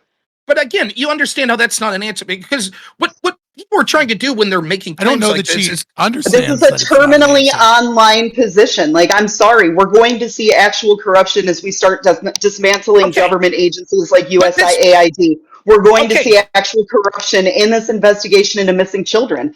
This Epstein shit it's a legend at this point. Listen, okay, then it's a legend. There's nothing to see here. So if Trump starts spending a lot of time on this, you'll say, Trump, you're fucking up.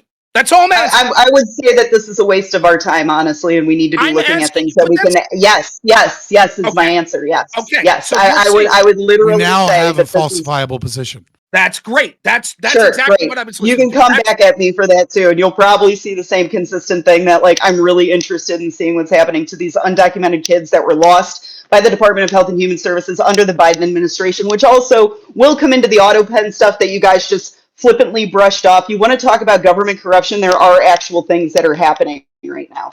Cool. Oh Okay, yeah, yeah. We'll I'm see. famous for not talking about government corruption. Yeah, I mean it's nonsense. too. Like like I could do 10 hours of show socialist. every day talking about all this shit, and me getting pissed off because Trump says I don't want your support anymore on an issue that I also talked about for years, going back to 2019, and all of a sudden, you're ignoring all the important stories. Gibbs, your hypothetical I wanted to talk about real quick, where you're like, let's assume everyone's on adrenochrome, blah blah blah blah blah. Yes, Scott's right where he's talking about the specifics why that what we're talking about is sort of government corruption, etc., how they're blackmailing people. But on its face, though, there's a real moral problem with your hypothetical, which is this. If you don't have the crystal ball or on the 0.0000001% chance that you're wrong, you literally just gave the rationale for why we should vote for a pedo. Because you're like, I assume they all are. So even if I openly know that one is, I'll vote for him because my assumption is the other guy is too. I understand that. I get the vote for. I get that if we would be like a bad faith, and I don't think that's not what I think you're doing. And because I saw someone else in the chat say that, and I knew saying that people could take that argument, right? But that is not what I'm saying. What I am saying is it's like a damned if you do, damned if you don't situation, right? Like let's just say, and this is why I said beginning of that worst case. Like okay, they're all pedos. You have no options but pedos. What do you do, right? And I don't think that the option, like, personally, my option would be, yeah, let's do a revolution. But, like, if you went to 9 out of 10 Americans, how many do you think are going to jump on board the revolution? And I guess when you have whatever percentage it is to actually win that, right? Like, I don't think you do. So I guess it goes down to, okay, well, hey, well, if we're not going to do that, what are we going to do? Well, my options still, this side that says get fucked that are pedos, or this side that's saying, hey, we'll fix all these other things that are pedos. It's like,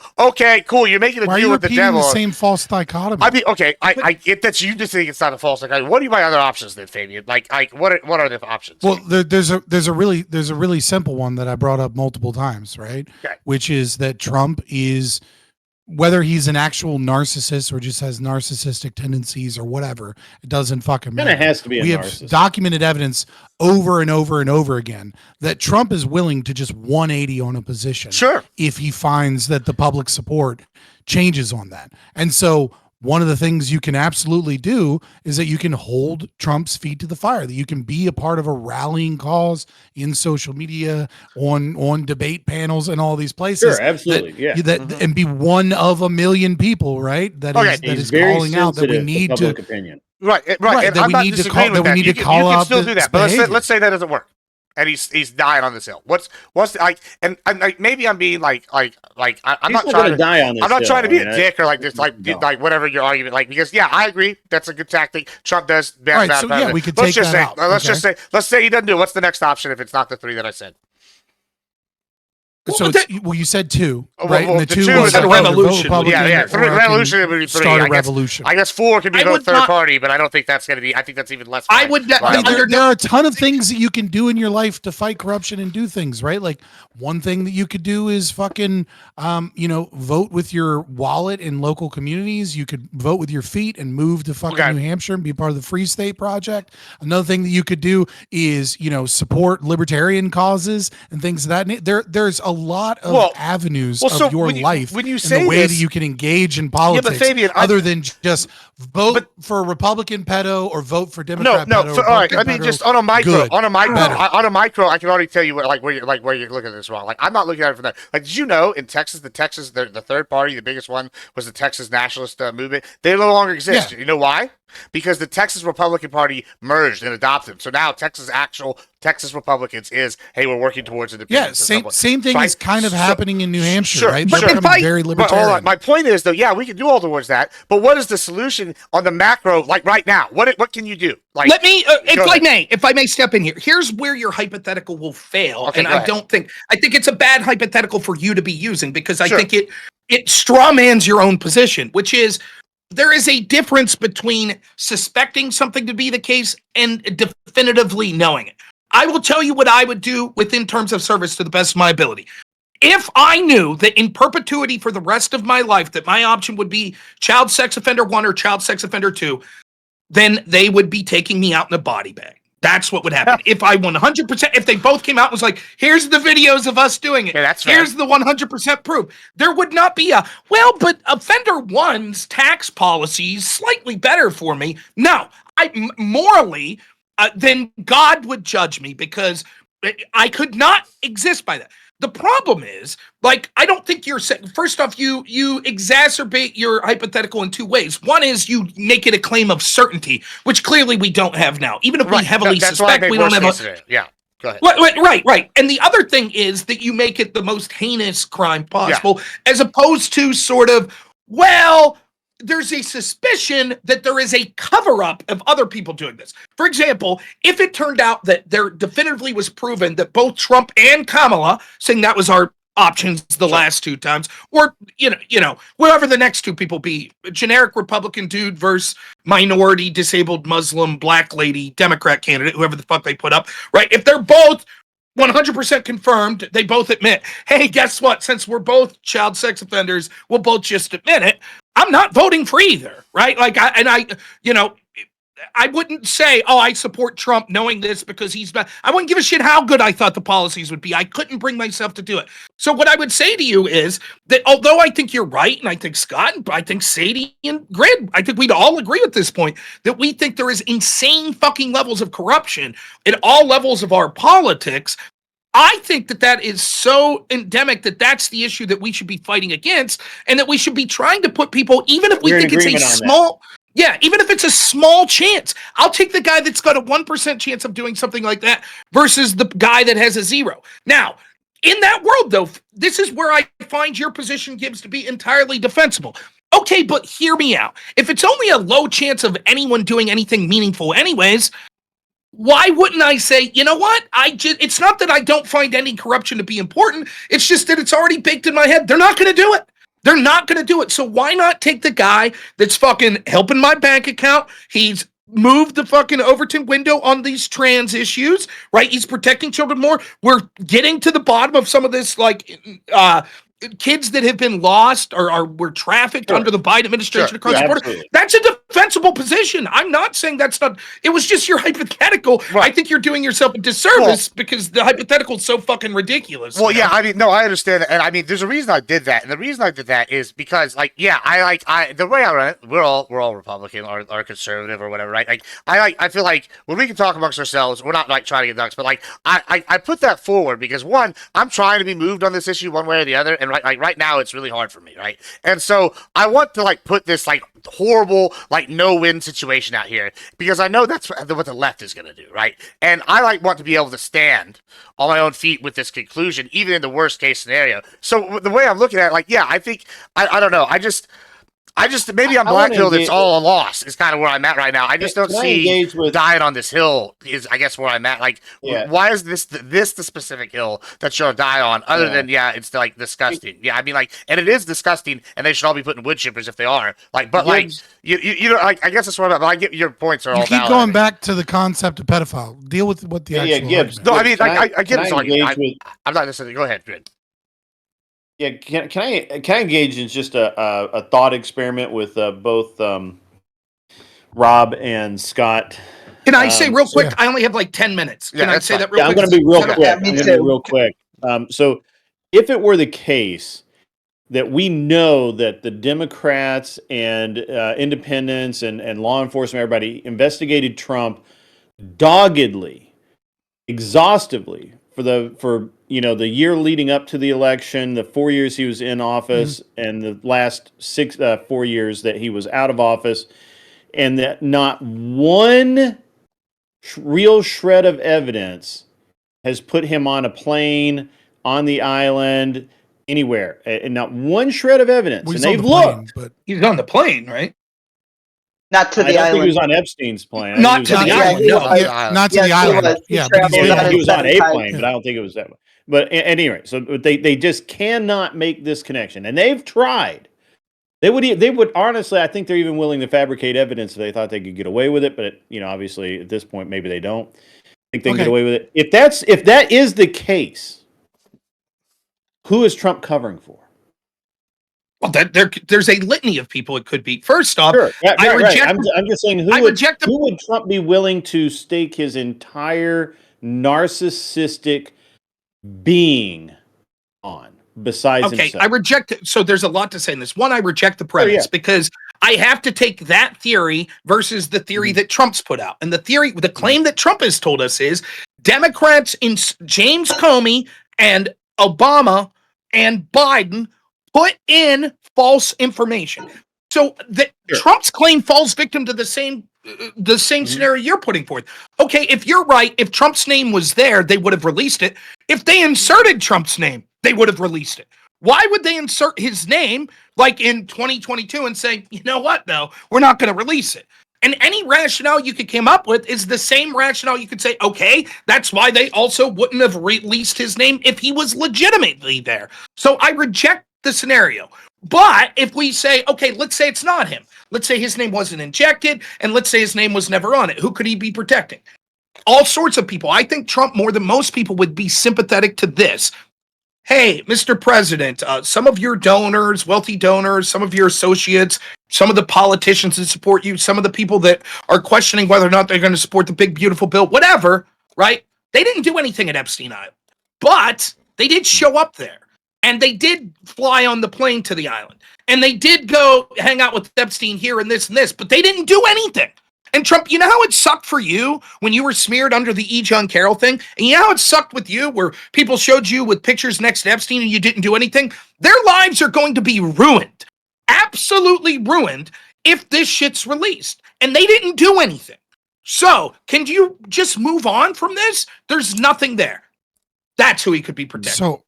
So I'll deal with your analogy. And I'll deal with your analogy by presenting purely hypothetical what is sure, Occam's yeah, this is all hypothetical. I mean, right. I just I mean, what you said is basically reality, but the only hypothetical is who's he protecting? Yeah. But I want to deal with this. I'm just going to put forward a hypothesis, right? Mm-hmm. I don't know, you don't know, no one knows what happens, exactly what happened on the island, exactly what Trump is or isn't involved with. But if I'm trying to be objective, here's what I'm guessing. I'm guessing Trump partied with Epstein. I'm guessing the guy that says that, talks about grabbing girls by the pussy is a joke and, called him a friend and said that, he likes young girls. He's a good guy, right? I'm guessing that he probably partied with them. And maybe, I don't know if he did or didn't, but maybe he's, been involved in some underage party shenanigans, that was common in Hollywood and common in billionaire parties in the 80s and 90s. Literally, you can just look at music in general in the 70s and 80s and 90s, and you will find a billion examples of like, she's 16 going on 17. You know what I mean? Like of people that were fucking, older teenagers.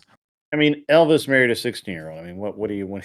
I think she was 15 when they got together, but yeah, I mean, I was being generous, man. I was being yeah, right. So I mean, I know you're in Tennessee. You got to be careful about saying anything too bad against Elvis. I mean, you got to be careful, or Memphis is going to rise up on your ass. That's right. That's right. But anyways, so I think that's what happened. I think he started to see what was going on with billionaires on that island and different connections, and then I think he saw Epstein go out of line, which is he touched a 15-year-old girl, or was it 15 or 16? I can't remember her age now, at Mar-a-Lago, and was like, dude, what we do at the party in the New York City skyrise is not the same thing you do at my fucking establishment, dude. Like, you're weird. I think, and again, all hypothetical, I think then a bunch of people started coming to him and being like, that dude does a lot worse shit than that. You don't know half of what that dude does. And then he found out that he was probably from the rumors and the grapevine and maybe, from other people that were close to him. Yeah. This dude fucks kids, right? That this dude fucks kids on a goddamn island, and he does it with a bunch of billionaires, and he gets connections and he connects people. Then 2000, around 2008 or 2007 comes around, and he offers himself to the FBI and says, I'll work to put this guy away for two reasons. One, because he's implicated only a little bit, but a little bit. And at the same time, he hates this guy because this guy has implicated him and he's gross and all this other shit. And then he gets sweetheart deal. Nothing really comes of it. Then he becomes president for the first time, and people come to him and he's like, okay, fuck this guy. What are we going to do about this guy? And then he gets the documents that none of us get that says, hey, man, this guy's an intelligence asset. This guy, he's not doing a lot now, but in the past, he would implicate a lot of countries and a lot of different things. And sometimes dirty deals are made. That doesn't mean that they're fucking kids there, right? Maybe some of that has happened on the island, and some of it is, totally not with blackmail, but he's connecting billionaires with different intelligence assets and different people so that he can be inculcated and protected, so that he can do whatever the fuck he wants to do, and they'll protect him. Or maybe he is blackmailing people. It's hard to know whether or not all these billionaires were blackmailed. Sure, or whether and we're guessing, right? Like let me just do this. Make this your closing, baby, and then now, give an outro as well. Yeah, I'll make it my closing, right? And I think now he's in a position where he played with people and Epstein and that story and that salaciousness partly because of the way that they tried to use it to smear him. So he projected it onto other people. And now he's in a position, the same position, which is that if he releases the documents, all of everything that they have, it will ruin the intelligence agency to some degree in their reputation, like the other 20 things the CIA has already openly admitted to. This one would just be a little bit more the CIA recent, is horrible, man. right? The CIA is Right. Like, but it will, and like there will be people plenty of people that are still alive, a lot of bad billionaires, a lot of bad people, a lot of people will be, and there's not enough proof maybe to connect each individual to the actual crime. There's just proof that they're doing all this dirty shit together, and maybe there's some emails and some things like that. And the DOD and all these other people come to him and says, dude, you can't release all of this shit because it's hard to prove who did what. And on top of that, it will deeply endanger our relationship with Israel. It will deeply endanger our relationship with the UK. It will deeply endanger our relationship with 6 or 7 other fucking countries that we don't know about that were running different games tied with that. And this is all old shit anyways. We got new shit. We're doing other new things. We're doing other shiesty shit. This is literally would just cause reputation damage, and none of these people are going to go to jail anyway, so he's trying to fucking bury it. Because if he puts it out there, a whole bunch of people like himself will be fucking in trouble, or there'll be some proof. And the reason the Democrats didn't do it is because there isn't any hard proof in those documents that he was on some island fucking kids. We know he wasn't. But there might be some evidence that he was at some parties and shit. But if they try, there's no way to release those documents without also fucking up their billionaire donors and fucking up their connections with the CIA, because every one of these politicians has investments in things like In-Q-Tel, right? CIA front companies where they reward people and politicians for playing nice. And sometimes if you play hardball enough, you get killed by a crazy lone gunman who mysteriously is going to take out some Democrat politicians, but for some reason is wearing a fucking skin mask and his fat ass evades the cops, and he totally doesn't have a handler in a shed somewhere, even though he's a millionaire, even though he was doing CIA work in Africa, and even though and then gets caught the next fucking day. Oh, fucking, like, this shit happens to people that buck the system too much. And all right. And I'm Fabian Liberty. I'm an anarcho-capitalist libertarian. You can find me on Twitter or YouTube predominantly by searching Fabian Liberty. My friends call me Scott, so come over and be my friend. All right. Scott, that was awesome. Great. Go ahead. Yeah, Scott, that was awesome. I agree. I mean, that's certainly a very probable version, right? That's yeah. I'm Grid One Motorsports. You can find me at an Unreasonable Man on Twitter, or not? Yeah, I guess Twitter too. Whatever the fuck, Twitch, and on YouTube. He's an old man. He's tired now.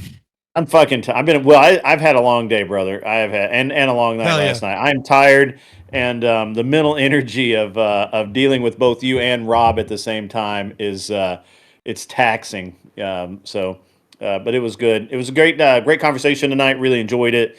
Rob, I could go on back and forth with you because I think that we're close enough that we will agree on a lot, but we have just enough of a difference to be spicy. And I'll reach And out to so- you next week. Yeah, I think tomorrow's night's gonna be tough for me, but Yeah, next well, week. tomorrow night I do my debate game. Oh, I do a debate game show on Friday nights. Come and hang out and maybe win some money talking shit on the internet for fun and profit. It is a good time unless unless you're Rob Noor, who can't sit still, and he can't he wasn't able to hang out because he can't sit still long enough. Tell us the time that it starts. Yeah, yes. We're actually going to start early tomorrow night. We're going to start filling up at 7. I'm going to go live at 7. We'll try and start the stream at 8, or the actual debate show at 8. And we're going to really try and be done by about 12:30, 1 o'clock in the Eastern morning. or Central time? 7 Central. Okay, there Central. you go. Yeah, Because I never know when takes a village, baby. When I tried to jump on the 1 week, you guys were already like an hour in, and I screwed up the time. So I was no, that but it's easy to do, and it's a great show. I mean, it's a great format. It really teaches you a lot about how to debate and go back and forth. So I really like it, come hang out, be cool, and watch Rob and Scott. They're legit dudes. So thank you, appreciate you. Thanks, Grid. All right, Rob, go ahead. Yeah, so Watch look, Grid. it gets. Here's the thing: like me and Scott were fucking calling each other fucking idiots and shit last time we were on here. I have no hard feelings for anyone on the panel. Sadie, Grid, Fabian, Gibbs. I know we've all yelled. Me and Gibbs have yelled at each other many times. I on hate panels. Sadie a little bit, but that's just because she's a woman. Well, of course, I the accept misogyny. Right, that's fair. Misogyny my is always internal worth. misogyny too. So no, it's nice that we could have people on here, despite the fucking narrative that like. Okay, I guess you wouldn't put some of the people that were in here. Fabian, I think, has always been a little more critical of Trump, but I think you could say me, Grid, and Sadie have been Trump supporters. And the fact that we're capable of having such varying opinions on this, I think, shows that there isn't monolithic support. And so I think that's a good thing, and that we're not going to fucking bitch and moan and cry and when things get heated. I think it makes for a more entertaining panel. And so I really appreciate these back and forths. If I could just give a final thought in this, like, listen, I don't regret my vote for Trump. I think he's better than Kamala in about every way. If my primary issue is outing corruption, there was no chance that Kamala was going to do that. I'm disappointed that I see with this Epstein story, this with Trump. This does not mean that I would not still support the things he does good. In fact, I support the things that Biden did that I think was good, despite not liking him at all. Any president, any politician, I don't give a shit their party. If they do something I think's good, I'll say that's good. So when it comes to victories that Trump has, yeah, I think that the securing of the border, I think a bunch of other things, particularly like the trafficked children that we're starting to find out about, I think these are all impactful victories. I think there's some things I'm disappointed in, and I think there's some things I'm pissed about. This Epstein one being, the tip of the spear and the most important one. But I think that what you're seeing is, despite the fact that I'll always remember Trump saying this, that there could be some amount of course correction on it. Now, the course correction is probably going to be bullshit. It's probably never going to get to the bottom of the issue. It's probably going to be a face-saving device. But at least there's that. And so you have Anna Pauline. I'm just looking as we're ending here tonight. Anna Pauline Smith's out like, yes, this was always the plan, phase 3. Bullshit, but whatever, right? Like you have Trump saying, we're going to release all the grand jury shit. You have Pam Bondi posting that out there. That shit doesn't happen if huge swaths of his base don't get fired up. And the narrative that it's like, oh, well, it's just online people. I'm telling you right now, Trump's internal polling probably showed, particularly with independents, that he wasn't doing so hot. And they want to nip this in the bud as soon as possible. And the other thing is, we didn't get much into this, but my goodness. You know what Trump's superpower is? You know what the absolute fucking best power he has is? That his opposition are the fucking worst and dumbest people in the world. This Wall Street Journal story is going to unite everyone that was like, yeah, trust Trump, and people like me that are like, what the fuck are you doing, Trump? Because it's so ham-fisted. Trump drew a stick figure of a woman who was naked, signed his name under her breast line where it would and said like, hey, wink, wink, Jeff, we got secrets, don't we? In a birthday card in 2003, if this is what the big bombshell that Trump was worried about, because I think we didn't talk much about this, but I think that part of Trump's visceral reaction was, Mark Halperin was saying this on his show this morning that, like, look, it's been going around media circles and Trump's inner team for about a month now that there was this story breaking, that one of the major newspapers was about to break this big story. This is it. And so if Trump was laying the groundwork so us, his supporters, aren't seeing this story, and we're like, okay, what the fuck are you so aggro about? What do you mean that the Biden team planted a fucking story? We're looking at this shit. What did they plant, right? That Epstein was this really bad dude, that there was possible connections into. Why would they plant that? We don't get it. And I think that Trump, I mentioned this last night, saw that there was something that was going to be leaked and was like, no, this story is bullshit.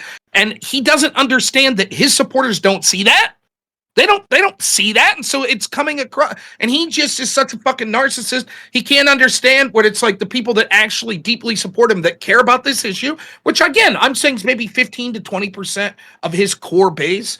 Like, it comes sounding really shitty to them. But check out this story after the show if you're watching on anyone's channel here. It's a fucking joke.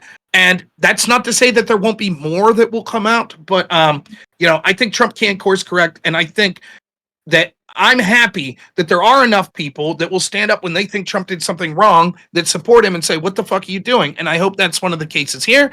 And I think that, I hope that that same effect comes when it comes to other things like Doge cuts or promises on deportation and things like that. But anyways, I'm rambling on. I just want to thank Gibbs for inviting me here. Thank everyone else. Please, please, please, from the bottom of my heart, check out everyone's channel. Even if you don't think that it's your cup of tea that you would like, please give people a sub. You have to understand the powers that be that run places like Twitch and YouTube. They don't like people like us. We're not the Hassans or the Destinies of the world. So any little thing you could do to help us out in the algorithm, subs are free, a thumbs up free. Go over to these channels, give a sub real quick. And you'd be amazed if enough people do that over time, sort of how it could get the snowball rolling. And you'll see more panels like this with more guests and more ability for each of us to stream because we're getting more views on our videos. So I really, if you want to do one thing for us all, I think we would all appreciate that. So thank you so much, everyone. I appreciate it. All right. Appreciate it. And he's absolutely right. Sadie. First of all, thank you guys so much for having me on. Thank you, Gibbs, for having it. I did have a really good time, regardless of maybe not seeing eye to eye with everybody on the panel. But again, this is a story I've been watching for a very long time, and I do believe that it's worn out. It's probably compromised at this point. I think the Wall Street Journal drop that just happened is more evidence of it. I do believe that the alleged 13-year-old victims of Trump that came out during his first term, that was shuffled away or thrown out of court, all of that would be something that would be added to these files, whatever. It's just when it comes to Epstein, again, this is something that's been going on for 30 years. We have real stuff that's happening today. And I hope that these are the things that are really going to show what kind of corruption goes on in the United States. I'm Pentuple TV. We do politics, poker, and men's league baseball. So give a follow on Twitch. But again, I'm subbing for him till the end of the month. I'm Sadie Girl. You can find me on X, Sadie Girl 216. And thank you again. Yeah, thanks everybody for being here. I could be moved on this. I don't know. I'm not moved yet. Also that last exchange we had where I was involved, I just want to say I wasn't dismissing any arguments there. I just, like I said, I don't know if I'm moved yet. I mean, they seem valid. I just, I don't know. I'm not sold yet. But on that note, thanks everybody for coming. Next month, it's blood sports. Yeah, next month the speaking of blood sports, DCS continues. We are going to have the Contender Series establish a regular season champion, and after that, the algorithm is going to start making matchups. I'm pretty excited. There's going to be some other cool things too. So check it out going forward. And bye everybody. Thank you so much. Take it easy, everybody. Bye. Bye, everyone. DM me if you guys around. ever want to do anything one-on-one. Absolutely. I know, Scott, we talked. You're going to put a PowerPoint together. I can't wait for it. So. Yeah. I've been sick with my autoimmune disease here lately, but I actually want to DM you later. I'll DM you one of two things that I'm working on. Sounds good. Red, same to you. Sadie, same to you and Pentuple, by the way, Thank and you. Gibbs use well. All Thank right. you. Rob, I just want to chat with you, man. I have a lot every time, and even though we get a little heated going back and forth, I really enjoy just chatting with you, man. Yeah, man. Fuck, man. What? Who the hell wants to watch it? But like, How boring does it sound? Like Gibbs is putting together a panel of basically conservatives. Sounds like the most boring thing in the world. And yet every time you watch, we're like, "Fuck you!"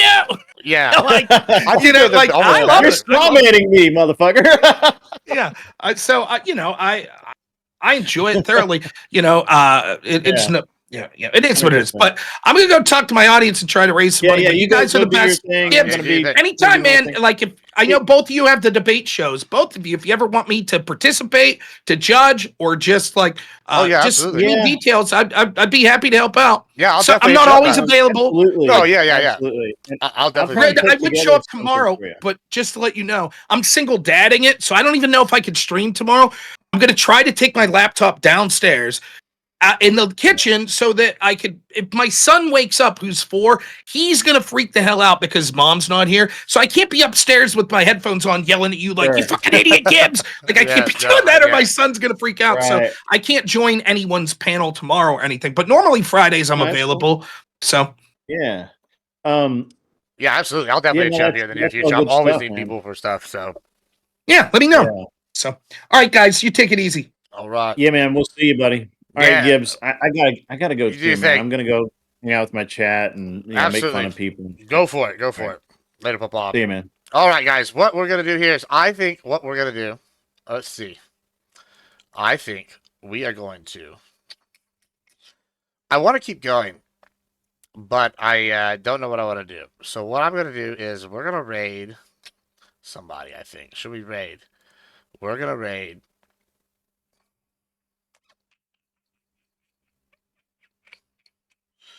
Should we raid Kel? Should we raid? Who else is on? Charlie's on. Let's see. Let's raid Kel. Raid Rob. Oh yeah, is Rob still going? Yeah, we can raid Rob. Yeah. Is it 2 R's? Yeah, that's it, right? That's the right one? All right, guys. Make sure y'all go with him here. All right, yeah.